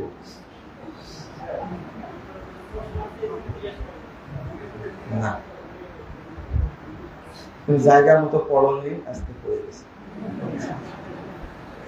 আমি সব প্রশ্নের উত্তর দেই না। তুমি যদি বলতে পারো এই প্রশ্নের উত্তরটা জানলে আমার এটা উপকার হবে, তাহলে উত্তরটা দেব। কোনো ফায়দা, হ্যাঁ, এটা কোনো ফায়দা নাই। ফায়দা থাকে উত্তরের দাম, কিন্তু জানি উত্তর দেব না। তুমি এখন রাগও করতে পারো, ক্ষোভও রাখতে পারো, আর কে প্রশ্ন করবে আর একটা বলো, যেটা তোমার উপকার সে প্রশ্ন করো, উত্তর দেবো ইনশাআল্লাহ, যে জানা থাকে। মনে করো তুমি তোমার প্রশ্ন আবার নিব না, না এখন তো এক প্রশ্ন করেছে, তুমি হুজুর বলেছো আগে, খুতবায় কি বললেন? হুজুর হযরত বলা যাবে না, মাওলানা বলা। এই মাওলানা, মাওলা আলী, মাওলা হুসাইন, মাওলা, এই যে 5 মাওলা, আস্তাগফিরুল্লাহ, 5 কলি। খুব রেগে গেছেন আমার উপরে, তাই না? যেদিন বুঝবেন 5 কলির অ্যাকশনটা কি, পাওয়ারটা কি, সেদিন আপনি তওবা করতে বাধ্য হবেন। এই 5 কলি শুরু হয়েছে ওই 5 জনের উপর ভক্তি। আল্লাহ রাসূল, আলী, ফাতেমা, হাসান, হুসাইন, পাক পাঞ্জাতন। এই পাক পাঞ্জাতন শব্দটা কি শব্দ? এটা ইংরেজি, উর্দু, আরবি, বাংলা না ফার্সি? ফার্সি। কাদের তৈরি তাহলে এটা? ইরানের তৈরি এটা, পাক পাঞ্জাতন। এই পাক পাঞ্জাতন থেকে 5 কলি, যারা এটা নিয়ে ঘুরে বেড়ায় তাদের মহব্বত হলো 5 জনের উপরে। বাকি সাহাবীরা কি? এদেরকে বলে আহলে বাইত। কি বলে? এল আহলে বাইত। নাউজুবিল্লাহ, নাউজুবিল্লাহ। শুধু হ্যাঁ, ওটা একটা আছে। শুধু এই 5 জন আহলে বায়াত না, প্রথম আহলে বায়াত হলেন আল্লাহর রাসূলের স্ত্রীগণ। কারা? আল্লাহর রাসূলের স্ত্রীগণ। তা আল্লাহ রাসূলের মেয়ে শুধু ফাতেমা, আর কেউ ছিল না? উম্মে কুলসুম কে? তিনি আহলে বায়াত না? শিয়ারা শুধু এই 5 জনকে ভক্তি করে, এই জন্য। আর বাংলাদেশে ওইটাই মাথায় চালু রাখছি, কি 5 কলি। এই জন্য 5 কলি টুপি কখনো পরবেন না, মনে থাকবে? টুপি পরেন, আরো কত টুপি আছে। ওই যে শিয়াদের টুপি পরে আছে, এই যে কালো টুপি। কেন? মহরম উপলক্ষে। আপনারা রাগ করেন, হুজুর বলা যাবে না। আর প্রশ্ন করেছে ছেলেটা যে মৃত্যু ব্যক্তির কাছে কোরআন পড়া যাবে কিনা? হারাম। মৃত ব্যক্তির কাছে কোরআন পড়া যাবে না। কোরআন পড়ে নিজে পড়বেন, পড়ে মা বাবা মারা গেছে তার জন্য কি করবেন? দোয়া করবেন। তার জন্য বক্সানো, কোরআন তেলাওয়াত করা, মরে গেছে তার সাইডে বসে কোরআন তেলাওয়াত করা, এটা বেদাত, এটা চলবে না। আল্লাহ যেন বুঝার তৌফিক দান করেন। এই ছেলেটা ডান হাত চাপতে হয়, বাম হাত না। হ্যাঁ, বলেন।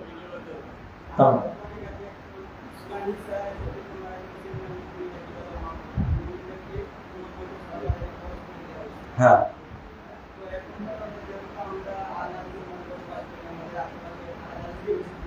হ্যাঁ,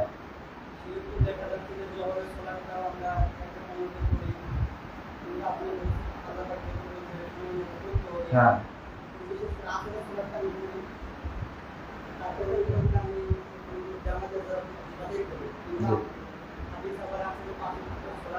জামাতে পড়তে হবে।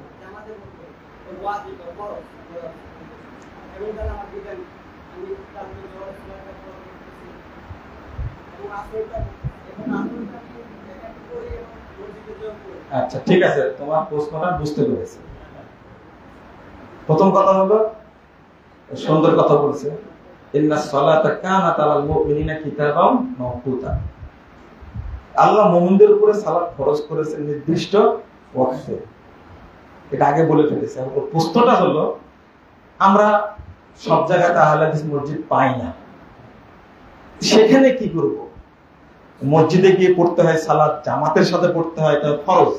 জামাতে সালাত পড়া কি ফরজ, ওয়াজিব। এটা জামাতে নামাজ না পড়লে সে মুনাফিক। কিন্তু প্রশ্ন হলো, কোন জামাতে যাওয়া লাগবে?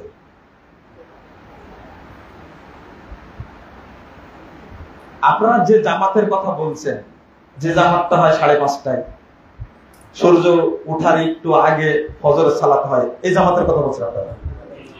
প্রথম কথা আপনাদের বলবো যে এই জামাতের ইমামের পিছনে নামাজ হবে কিনা। যে ইমামগুলো 5:30টায় নামাজ পড়ায়, বুঝেননি কথা? এদের আকীদাটা কি? এটা সবাই আপনারা জানেন। এরা সব মাতরুদি আকীদার লোক, আশআরী আকীদার লোক। এরা আহলে সুন্নাত জামাতের অন্তর্ভুক্ত না। নাম্বার 1, ভালো করে শুনে নেন। 2 নাম্বার, তাদের আকীদা হলো আল্লাহ সর্বত্র বিরাজমান। আল্লাহ সবকিছুর মধ্যে আছে। ঠিক আছে, এটা হলো কুফরি আকীদা। কি আকীদা? কুফরি আকীদা। আস্তাগফিরুল্লাহ। এদের পিছনে নামাজ হবে না। ও যদি 3:30 আজান দিয়ে নামাজ পড়ে নেয় তবুও হবে না, বুঝলেন? ও যদি তারাবির সালাত 8 রাকাতি কাবা ঘরের মধ্যে ঢুকে পড়ে তবু কি নামাজ হবে না। প্রথমে কি আকীদা? প্রথমে কি কিসের 20 রাকাত আর 8 রাকাত নিয়ে বসে আছে? ওর আকীদাই নষ্ট। আর বাহাস করবেন 20 রাকাত আর আকীদা। আরে বেটা, বাহাস হতে পারে আকীদার উপর। এইগুলো যারা আকীদায় নাই তার এই কি? শুনেন, ইমাম ইবনে বাজ রাহিমাহুল্লাহ তিনি বলছেন, প্রশ্ন করা হয়েছে, হালি সাল্লাহ খালফা মাইয়াতিদান আল্লাহু ফি কুল্লি মাকান। ইমাম ইবনে বাজ বলছেন, তাকে প্রশ্ন করেছে, যে ব্যক্তি বিশ্বাস করে আল্লাহ সর্বত্র বিরাজমান, তার পিছনে কি নামাজ পড়া যাবে? থামে, প্রশ্ন তাকে করেছে, তিনি উত্তর দিচ্ছেন, না ইয়াতা কিন্তু আল্লাহু ফি কুল্লি মাকান, যে বিশ্বাস করে আল্লাহ সর্বত্র বিরাজমান, ফাহুয়া দাল্লুন মুজিল্লুন কাফিরুন, সে পথভ্রষ্ট, মানুষকে পথভ্রষ্ট করে, সে কাফের। ঠিক কাফের। লা ইত্তাখাযু ইমামা ওয়া লা ইউসাল্লা খালফা, তাকে ইমাম বানানো যাবে না, তার পিছনে নামাজ হবে না। বাল ইয়াজিবু আলাল মাসউলিন আন ইউবাইয়িদুহু, মসজিদের দায়িত্বশীলদের উচিত তাকে বিতাড়িত করা। ওয়া ইস্তাতাব, তওবা করতে বলতে হবে, ওয়াইল্লা কুতিলা, তওবা যদি করে ভালো, তওবা না করলে তাকে হত্যা করতে হবে। আল্লাহ ওয়ালিউল আমর, সরকারের উপরে দায়িত্ব তাকে হত্যা করা। কথা বোঝা গেছে? তো আমি আগে ওইটা প্রশ্ন করি যে জামাতে পড়ার জন্য আমার এত প্রশ্ন, ওই জামাতের ইমামের আকীদাটা কি? আমার জানা আছে না আকীদা কি? একজন আমাকে প্রশ্ন করছে, আমার বাড়ির পাশেই মসজিদ, তো বাড়ির পাশে আমি 20 রাকাত তারাবির মধ্যে আমি 8 রাকাত পড়ি তারাবির নিয়াতে, আর 12 রাকাত পড়ি নফলের নিয়াতে। কঠিন ইঞ্জিনিয়ারের ভাই, কি প্রশ্ন উত্তর দেবে? মানে দারুণ ব্যাপার। শেষ করি তো, আমি বললাম যে ইমামের আকীদা কি? তো বলছেন, ইমামের আকীদা যারা বলে নবী মারা গেছে তারা কাফের, নবীর হায়াতুন নবী। তাই নাকি? ইমাম বক্তব্য দেয় যে কোন ওলি মরে না, শুধু ট্রান্সফার হয় দুনিয়া থেকে, কি কবরে ট্রান্সফার হয়েছে, ইন্তেকাল হয়েছে। আমি বললাম যে তাহলে এই ইমাম 8 রাকাত পড়লো না 80 রাকাত পড়লো, এটা দেখারই দরকার নাই, ওর পিছনে নামাজ হবে? বুঝেননি মনে কথাটা? আপনারা এটা বুঝেন আগে আকীদা। আপনাদের কাছে আকীদার কোনো দামই নাই, দাম হলো জামাতে। কিসের দাম? জামাতে পড়বে আপনার। আচ্ছা, জামাতে পড়বেন যে হইতে একটা কথা বলবো, আপনি মসজিদে গেছেন, জামাত চলছে, ওযু নাই, কি নাই? আগে জামাত ধরবেন না ওযু করবেন? হ্যাঁ, কি কথা বললেন? হ্যাঁ, ওযুই আগে? কত সুন্দর করে বলছেন, ওযুই আগে। তাই আর এক শুনেন, মসজিদে আসলেন, দেখেন কবর আছে মসজিদে, জামাত হচ্ছে, 1 কোটি মানুষ নামাজ পড়তেছে, মসজিদে কি আছে? কবর আছে। এখন নামাজ পড়বেন না চলে যাবেন? কেন? এটাও জানেন, জাতের মাথার তালে ঠিক, শুধু ওয়াক্তে হিসাব করছেন, তাই না? আর জামাত হিসাব করছেন। আপনারা বোঝা উচিত যে ইমাম মুশরিক, যে ইমামে নূর আকীদা পোষণ করে যে আল্লাহ সব জায়গায় থাকে, আস্তাগফিরুল্লাহ, আল্লাহ নিরাকার, নবী সাল্লাল্লাহু আলাইহি ওয়াসাল্লাম গায়েব জানেন, তিনি হায়াতুন নবী, মানুষের উপকার করে থাকে কবর থেকে, এই আকীদা যারা পোষণ করে তারা মুশরিক। তাদের পিছনে আপনি সালাত পড়বেন, যান জামাতি করেন, আকীদার দরকার। হ্যাঁ, কোথায় পড়বেন সালাত তাহলে, তাই না?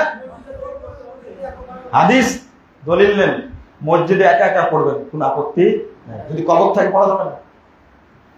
2 নম্বর, আল্লাহ রাসূল বলে দিয়েছেন 3601 নম্বর হাদিস মুসনাদে আহমদ, যখন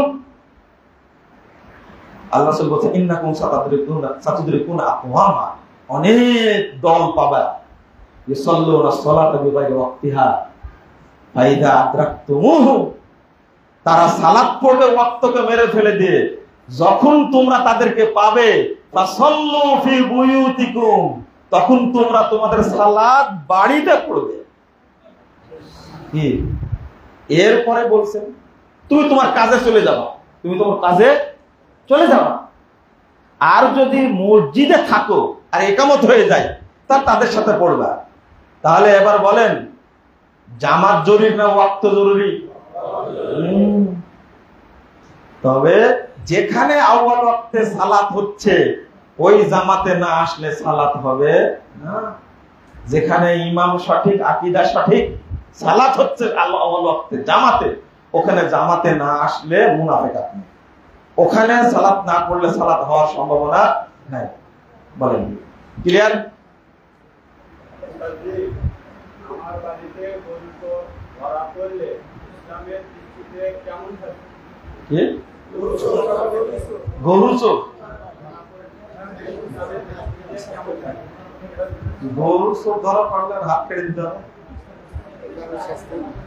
এটা আপনি পারবেন? এটা বাস্তবায়ন করবে সরকার, কিন্তু বিধান এটা, যেহেতু গরু চুরি করছে, গরুর কয় টাকা দাম, বিসিএস ক্যাডার হচ্ছে 2 কোটি টাকা দেবে বাংলাদেশে। তাহলে বাংলাদেশে জুতা চোরকে মার দেওয়া হয়, জুতা চোরকে পিটানো হয়, কিন্তু কি জমি চোরকে পিটানো হয় না, ব্যাংক চোরকে পিটানো হয়। বাংলাদেশ হাজার হাজার কোটি টাকা, এই বছর চুরি হয়েছে 97,000 কোটি টাকা মাত্র। আমরা বড় কথা বলতেছি, এরপরে শাস্তি ওটা।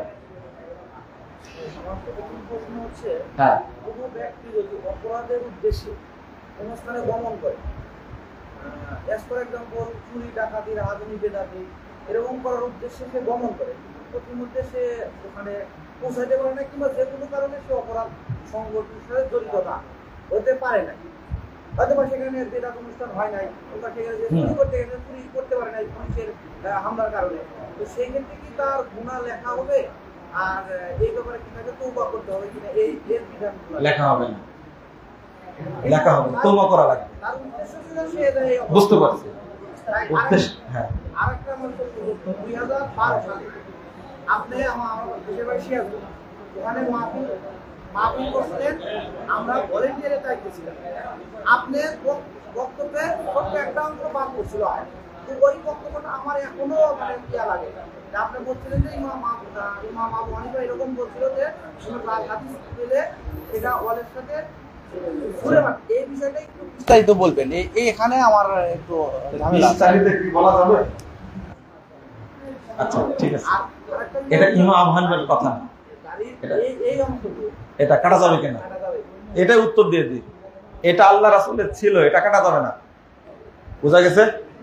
রাসূল সাল্লাল্লাহু আলাইহি ওয়াসাল্লাম এই জায়গার কয়েকটা দাড়ি পেকে গেছিল, তিনি মেহেদিও দিয়েছেন, এটা সহিহ হাদিস, সহিহ মুসলিমে আসছে, এই দাড়ির অংশটা কাটা যাবে না। ঠিক আছে? হ্যাঁ, কালো টুপিটা হলো শিয়াদের নিদর্শন। ঠিক আছে, কালো ব্যাস পরে। এই ভাই তো প্রশ্নটা করেছেন, শেষ করে এটা শেষ হয়নি তো। এই ভাই যে প্রশ্নটা করলেন, ইমাম আবু হানিফা রাহিমাহুল্লাহ কথা না, এটা ইমাম শাফি রাহিমাহুল্লাহ, ইদা রাআইতুম কালামি ইউখালিফুল হাদিস ফাজরিবু বিকালামিল হায়াত, তোমরা যদি দেখো আমার কথা হাদিসের বিরোধী, তাহলে আমার কথাটাকে দেওয়ালে ছুঁড়ো না, আর তোমরা হাদিসটা আমল করো। এটা বলতে চেয়েছিলাম। কোনো প্রশ্ন আছে এখানে? আর এই বিষয়ে আরো কথা বলছেন যে দেওয়ালে ছুঁড়ে মেরে মারেন, এর মধ্যে এরকম কোনো একটা কথা আমার মাযহাবে এটা ইনি তো জানেন। এটা ইমাম আবু হানিফার কথাটা হলো অনেক আলেম ওলামার মুখে শোনা যায়, কিন্তু কথাটা আপনাদের মুখে শুনছিলাম, এইজন্য আপনার কাছে জিজ্ঞাসা করা। আচ্ছা আচ্ছা, ঠিক আছে ঠিক আছে। আমি হয়তো তখন কি বলেছি বা কি ব্যাখ্যা দিয়েছি এখন মনে নাই। জাযাকাল্লাহ খাইরান। ঠিক আছে, শুকরিয়া। এই ভাই বলেন তো, আপনাকে জিজ্ঞেস করবো ওখানে। এখন আমি বলতে চাচ্ছি যে প্রতি মসজিদে যদি হেফজ খেলা থাকে, মানে সকল যারা আমাদের সহিহ থাকে, হ্যাঁ, তাদের তারিখ থেকে যদি আমরা 10 বছরের হাদিস বানাতে পারি, ইনশাআল্লাহ আপনার মাদ্রাসায় ভর্তি করালে তো ছেলেটা একটু সহজ হবে। আর ছোট বাচ্চাদের বিরুদ্ধে পাঠাতে কুদবুদ্ধি থাকে, পেশাব করলো, ঠিক মতো কাপড় খাইছিল না, গোসল করলো, তো এই ক্ষেত্রে আমি সভাপতি বারবার বলি। আর দ্বিতীয়ত প্রশ্ন, যে ভালো মাদ্রাসায় যদি আপনি মাদ্রাসায় পড়াতে মানে ভর্তি করাতে যাই, তা বলে যে হেফসে আপনার ছেলে বয়স হয়ে গেছে বেশি, এখন ছোট ক্লাসে দিলে তাও অনেক মনে করে তাল বানানো হয়। এখন শাখা থাকে আপনার ক শাখা গ শাখা, ভালো মন্দ দেখা যাচ্ছে যে যারা ভালো ছাত্র তারা ভালো শাখাতে দেওয়া হয়, আর যারা খারাপ ছাত্র খারাপ শাখাতে দেওয়া হলো। আচ্ছা, তারপরে এখন আমার ছেলে হয়তো আপনার মতনই ভালো মাদ্রাসায় রাখছি, ইনশাল্লাহ মাদ্রাসার নামটা প্রকাশ করেছি না। তো ছেলে বলে যে আমার শিক্ষকটা ভালো না, তাকে শুধু শাখার সমস্যা না কমিটির সমস্যা। ঠিক আছে।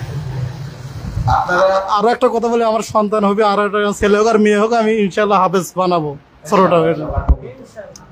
এখানে একটা বিষয় হলো, মাদ্রাসায় ভর্তির সময় আগে দেখতে হবে এই মাদ্রাসাটা কোন মানহাজের। ঠিক আছে, কখনোই মাজার পূজারে কবর পূজারে বেদাতি মাদ্রাসার ছাত্র ভর্তি করা যাবে না। ঠিক আছে, ভালো, আলহামদুলিল্লাহ।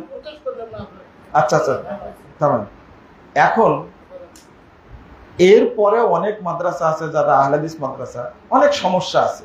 সমস্যা যদি বুঝতে পারেন সেখান থেকে আপনি আরেক জায়গায় দিবেন।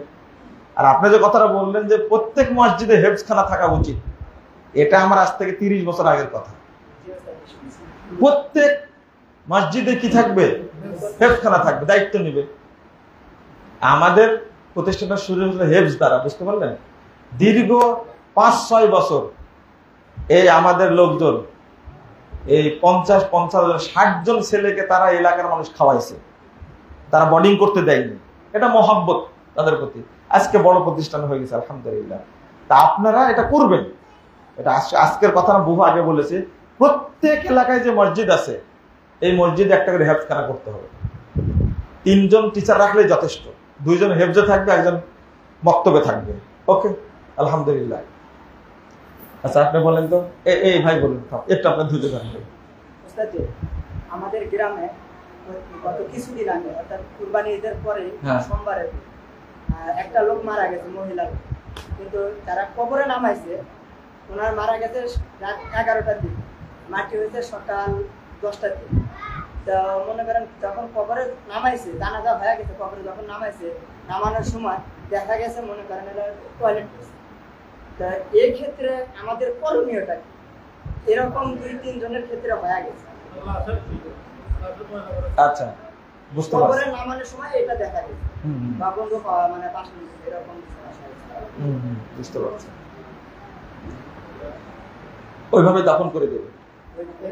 জি, যেহেতু তাকে গোসল দিয়েছে, ওযু করাইছে, কবরে নামানো হয়েছে, ওইভাবে দাফন করে দেবে। তাতে কোনো সমস্যা নেই। আবার হুজুর বলছেন, আমি একটা এই জব করি, হ্যাঁ, ওখানে মসজিদে আছে, মসজিদের নামে জায়গা অক্ষ করে না। আমাদের শুক্রবারও ডিউটি চলে, ওখানে শুক্রবার নামাজ আদায় করে যাবে। উত্তর একটাই, ইমামের আকীদা যদি ভালো হয় করবে, ভালো হয় না তাহলে তো প্রশ্ন আসে না। জুমা কেন, আরো যদি কোনো নামাজ হয় পড়াতে আপনার পিছনে বলেন আপনি কি বলছেন বলেন তো। জোহর পড়বেন।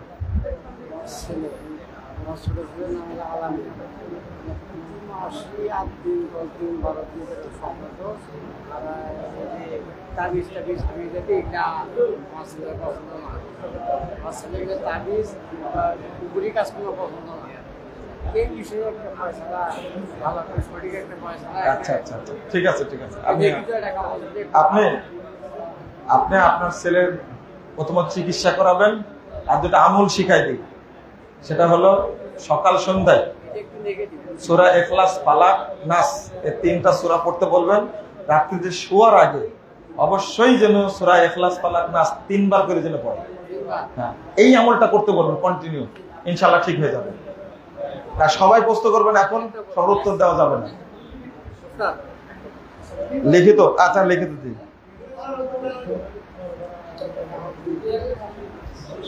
শুনেন, এখানে আরো 2টা প্রশ্ন আছে। এখানে 2টা প্রশ্ন আছে। আমি প্রশ্ন 2টা পড়তে চাচ্ছিলাম না, কিন্তু বলে দিই প্রশ্ন। এখানে একটা জসিমউদ্দিন রহমানের আলোচনা শোনা যাবে কিনা, তার আকীদাও ভালো না, মানহাজও ভালো না, তার আলোচনা শোনা যাবে না। পরিষ্কার? সালাফি আকীদা, সালাফি মানহাজটা কোনো ব্যক্তি যদি না বুঝে, আমি আগেই বলেছি, যদি সে আহলে হাদিসও দাবি করে তবু শোনা আগে দেখবেন যে সে তাওহীদের আলোচনা করে কিনা, মানহাজের আলোচনা করে কিনা, আকীদার আলোচনা করে কিনা। যদি না করে তাহলে কি শুনবেন না, তার বই পড়বেন না, এটা আগেই বলে দিচ্ছেন। আর একটা আলোচনা, আর একটা প্রশ্ন করেছে, সেটা হলো প্রশ্নের উত্তর না দিলে ক্ষোভ সৃষ্টি হয় আপনাদের মধ্যে। একজন প্রশ্ন করেছে যে একজন বড় আলেমের কথা বলেছেন যে এটা বাংলাদেশের সব জায়গাতে করা হয়, যে তিনি যদি মানে জমিয়তে আহলে হাদিসের সাথে কাজ করতেন কতই না ভালো হতো, এটা বলছেন আর কি। শোনেন, ভালো আর খারাপ ভবিষ্যৎটা আপনি আমি কি জানি না তো, তাই না? তো আমাদের ভিতরে ধারণাটা কি আছে? ভালো ধারণা আছে যে ভালো হতো, তাই না? তো আপনাদের একটা জিনিস বলি, আল্লাহ রাব্বুল আলামিন কল্যাণ কোথায় রাখেন এটা বলা যায় না। বহুদিন আগে বলেছিলাম যে বাংলাদেশে একটি দল আলাদা হওয়ার কারণে সেখান থেকে কয়টা দল জন্ম নিয়েছে জানেন আপনারা? জানেন না আপনারা? ভালো আর মূল্য দেখেন। যেমন একটা দল প্রথম বের হলো, সেটা হলো জামাতুল মুসলিমিন। কি? জামাতুল মুসলিমিন। 2 নম্বর আর একটা দল বের হলো, জামাতাল মুসলিমিন। 3 নম্বর আর একটা দল বের হলো, ওইটা থেকে কিন্তু ওই ভাঙ্গা টুকরা ভাঙতেই থাকে, বুঝছেন কথা? তারপরে আর একটা দল বের হলো, ইসলাহুল মুসলিমিন। কি? আর একটা বের হলো, ইখওয়ানুল মুসলিমিন। এরপরে হলো একই নামে 2টা সংগঠন হয়ে গেল। তারপরে হলো কি, বাংলাদেশ আহলে হাদিস জামাত, আর একটা হলো আহলে হাদিস জামাত বাংলাদেশ। বুঝেন না মনে কথাটা? আরো একটা হয়েছে, আমি নাম বললাম না, বুঝতে পারবেন কোনটার কথা বলেছে, নাম বলিনি যেটা। আর একটা হয়েছে কিন্তু চলমান। তাহলে একটা থেকে কয়টা বের হয়েছে? কোথায় কল্যাণ আর কোথায় অকল্যাণ এটাকে আপনি জানেন? মনে করেন এই মসজিদকে আমাকে ভালো মনে করে দায়িত্ব দিলেন, যে মসজিদের সভাপতি মুজাফফরকে করা যায়। ভালো মনে করে যে সব মসজিদগুলো কি করবে, এক থাকবে। কিন্তু আমি এমন একটা জিনিস, এই মসজিদই ভাঙতে ভাঙতে আর 4টা মসজিদ হয়ে গেল। হতে পারে না? হতে পারে? চিন্তা করেন, তাহলে একটা দল ভেঙে কয়টা হয়? কয়টা নাম বললাম? আপনারা ভুলে গেছেন। এখন মিথ্যা কথা বললেন আপনারা, গুনে গুনে বললাম। হ্যাঁ, আরো একটা বলেছি যার নাম বলিনি, ওটা বাদ দিলেন কেন? আরে সুবহান আলীর দল হলে কি করি, ওটা তো জমিয়ত আহলে হাদিসের যুবদের শাখা। তো আপনারা বুঝবেন না আমার বক্তব্য। জাযাকুমুল্লাহ খায়রান। তো ভালো মন্দটা কে জানেন? আমরা আল্লাহর কাছে কোনটা চাইবো? ভালোটা চাই, আল্লাহ কবুল করুন।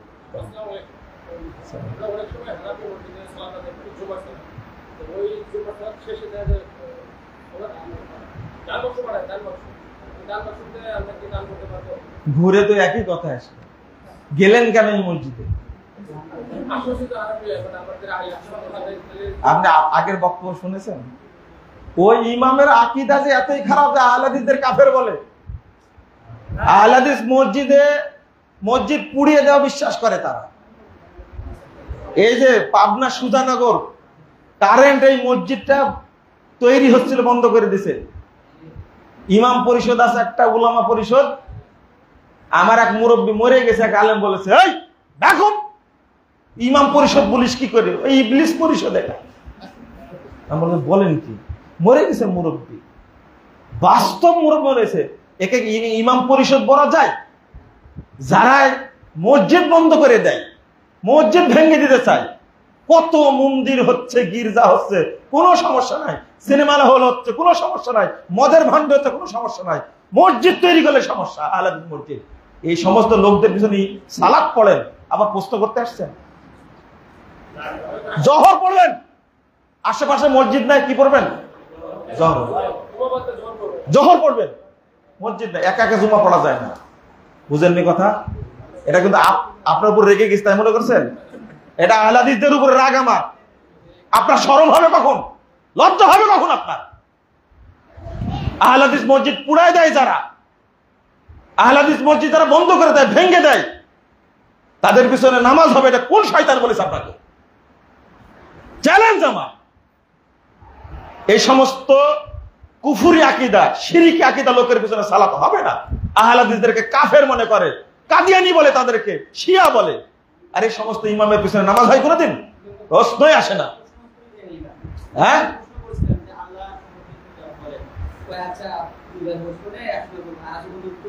উত্তর দেবেন, আপনি বুঝে নিলেন তো আপনি। আর জিজ্ঞেস করার কি দরকার? দেওয়ান ভাইকে জিজ্ঞেস করতে হবে তার ফাতেমাকে বিয়ে করছে কিনা? আপনি এক চাহেন কথা শোনেন আগে। এ দেওয়ান ভাইকে পীর, এই শয়তানটা যে বলেছে যে ফাতেমার সাথে আমার বিয়ে হয়েছে, ওকে জিজ্ঞেস করা লাগবে? তাহলে জিজ্ঞেস করতে গেলেন কেন? আবার জিজ্ঞেস করতে, ও জানেন তো এই মতবাদের নাশে। এ হলো দেওবন্দি খাটাস, না হলে এই হলো বেরলবি খাটাস হবে। আপনি জানছেন যে বেরলবি খাটাস, নাহলে দেওবন্দি খাটাস। এটা তোর পিছনে নামাজ হবেন কেন? আমার কথাটা ভালো করে বুঝেন। আজকে কড়া করে বললাম, ঘুরে ঘুরে একই প্রশ্ন করেন। মূল নীতি বলে দিছি, যারা বলবে আল্লাহ সর্বত্র বিরাজমান, এরা কি? তার পিছনে নামাজ হয়? যারা বলে আল্লাহ নবী গায়েব জানতেন, তাদের পিছনে নামাজ হবে? কোন লোকটা বলে যে আমি দেওবন্দি না? সব চরমনে আকীদা ভর্তি। চরমনে আকীদা কি? চরমনায় পীর মরেনি এখন, আবার নাউজুবিল্লাহ বলতেছে, নাউজুবিল্লাহ বলতেছে, ওদের পিছনে নামাজও পড়তেছে। আল্লাহ আপনাদের লজ্জা দিক, আর প্রশ্ন করেন না। সবারই একটা করে প্রশ্ন। ওই মসজিদে দান করা যাবে না। ও, আপনার প্রশ্নের উত্তর দেওয়া হয়নি। দান করা যাবে না। জাযাকুমুল্লাহ খাইর। হ্যাঁ, বাড়িতেই মসজিদ, কোন মুসিবত? বাড়িতেই পড়বেন নামাজ আপনি।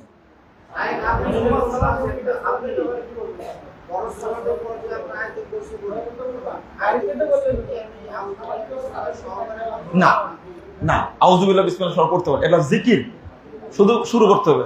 বলেন তো, সংক্ষেপে বলেন। জামাতে মুক্তাদির যখন ইমামের পিছনে দাঁড়ায়, তখন তার যদি ওয়াজিবগুলো ভুলে যায় বা থেকে ভুল হয়, সেক্ষেত্রে তাকে সাহায্য দিতে হবে না, সালাম ফিরিয়ে শেষ করে দিতে হবে। কার ভুল হলে?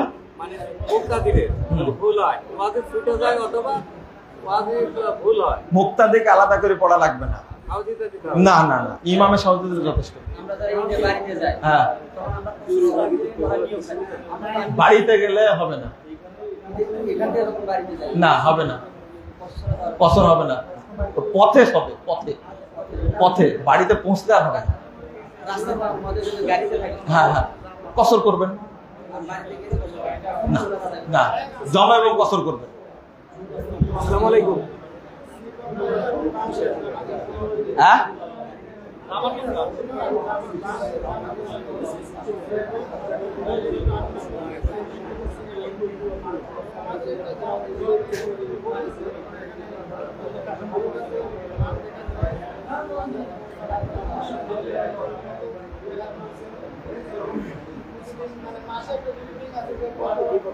বসে রিপোর্ট করেন।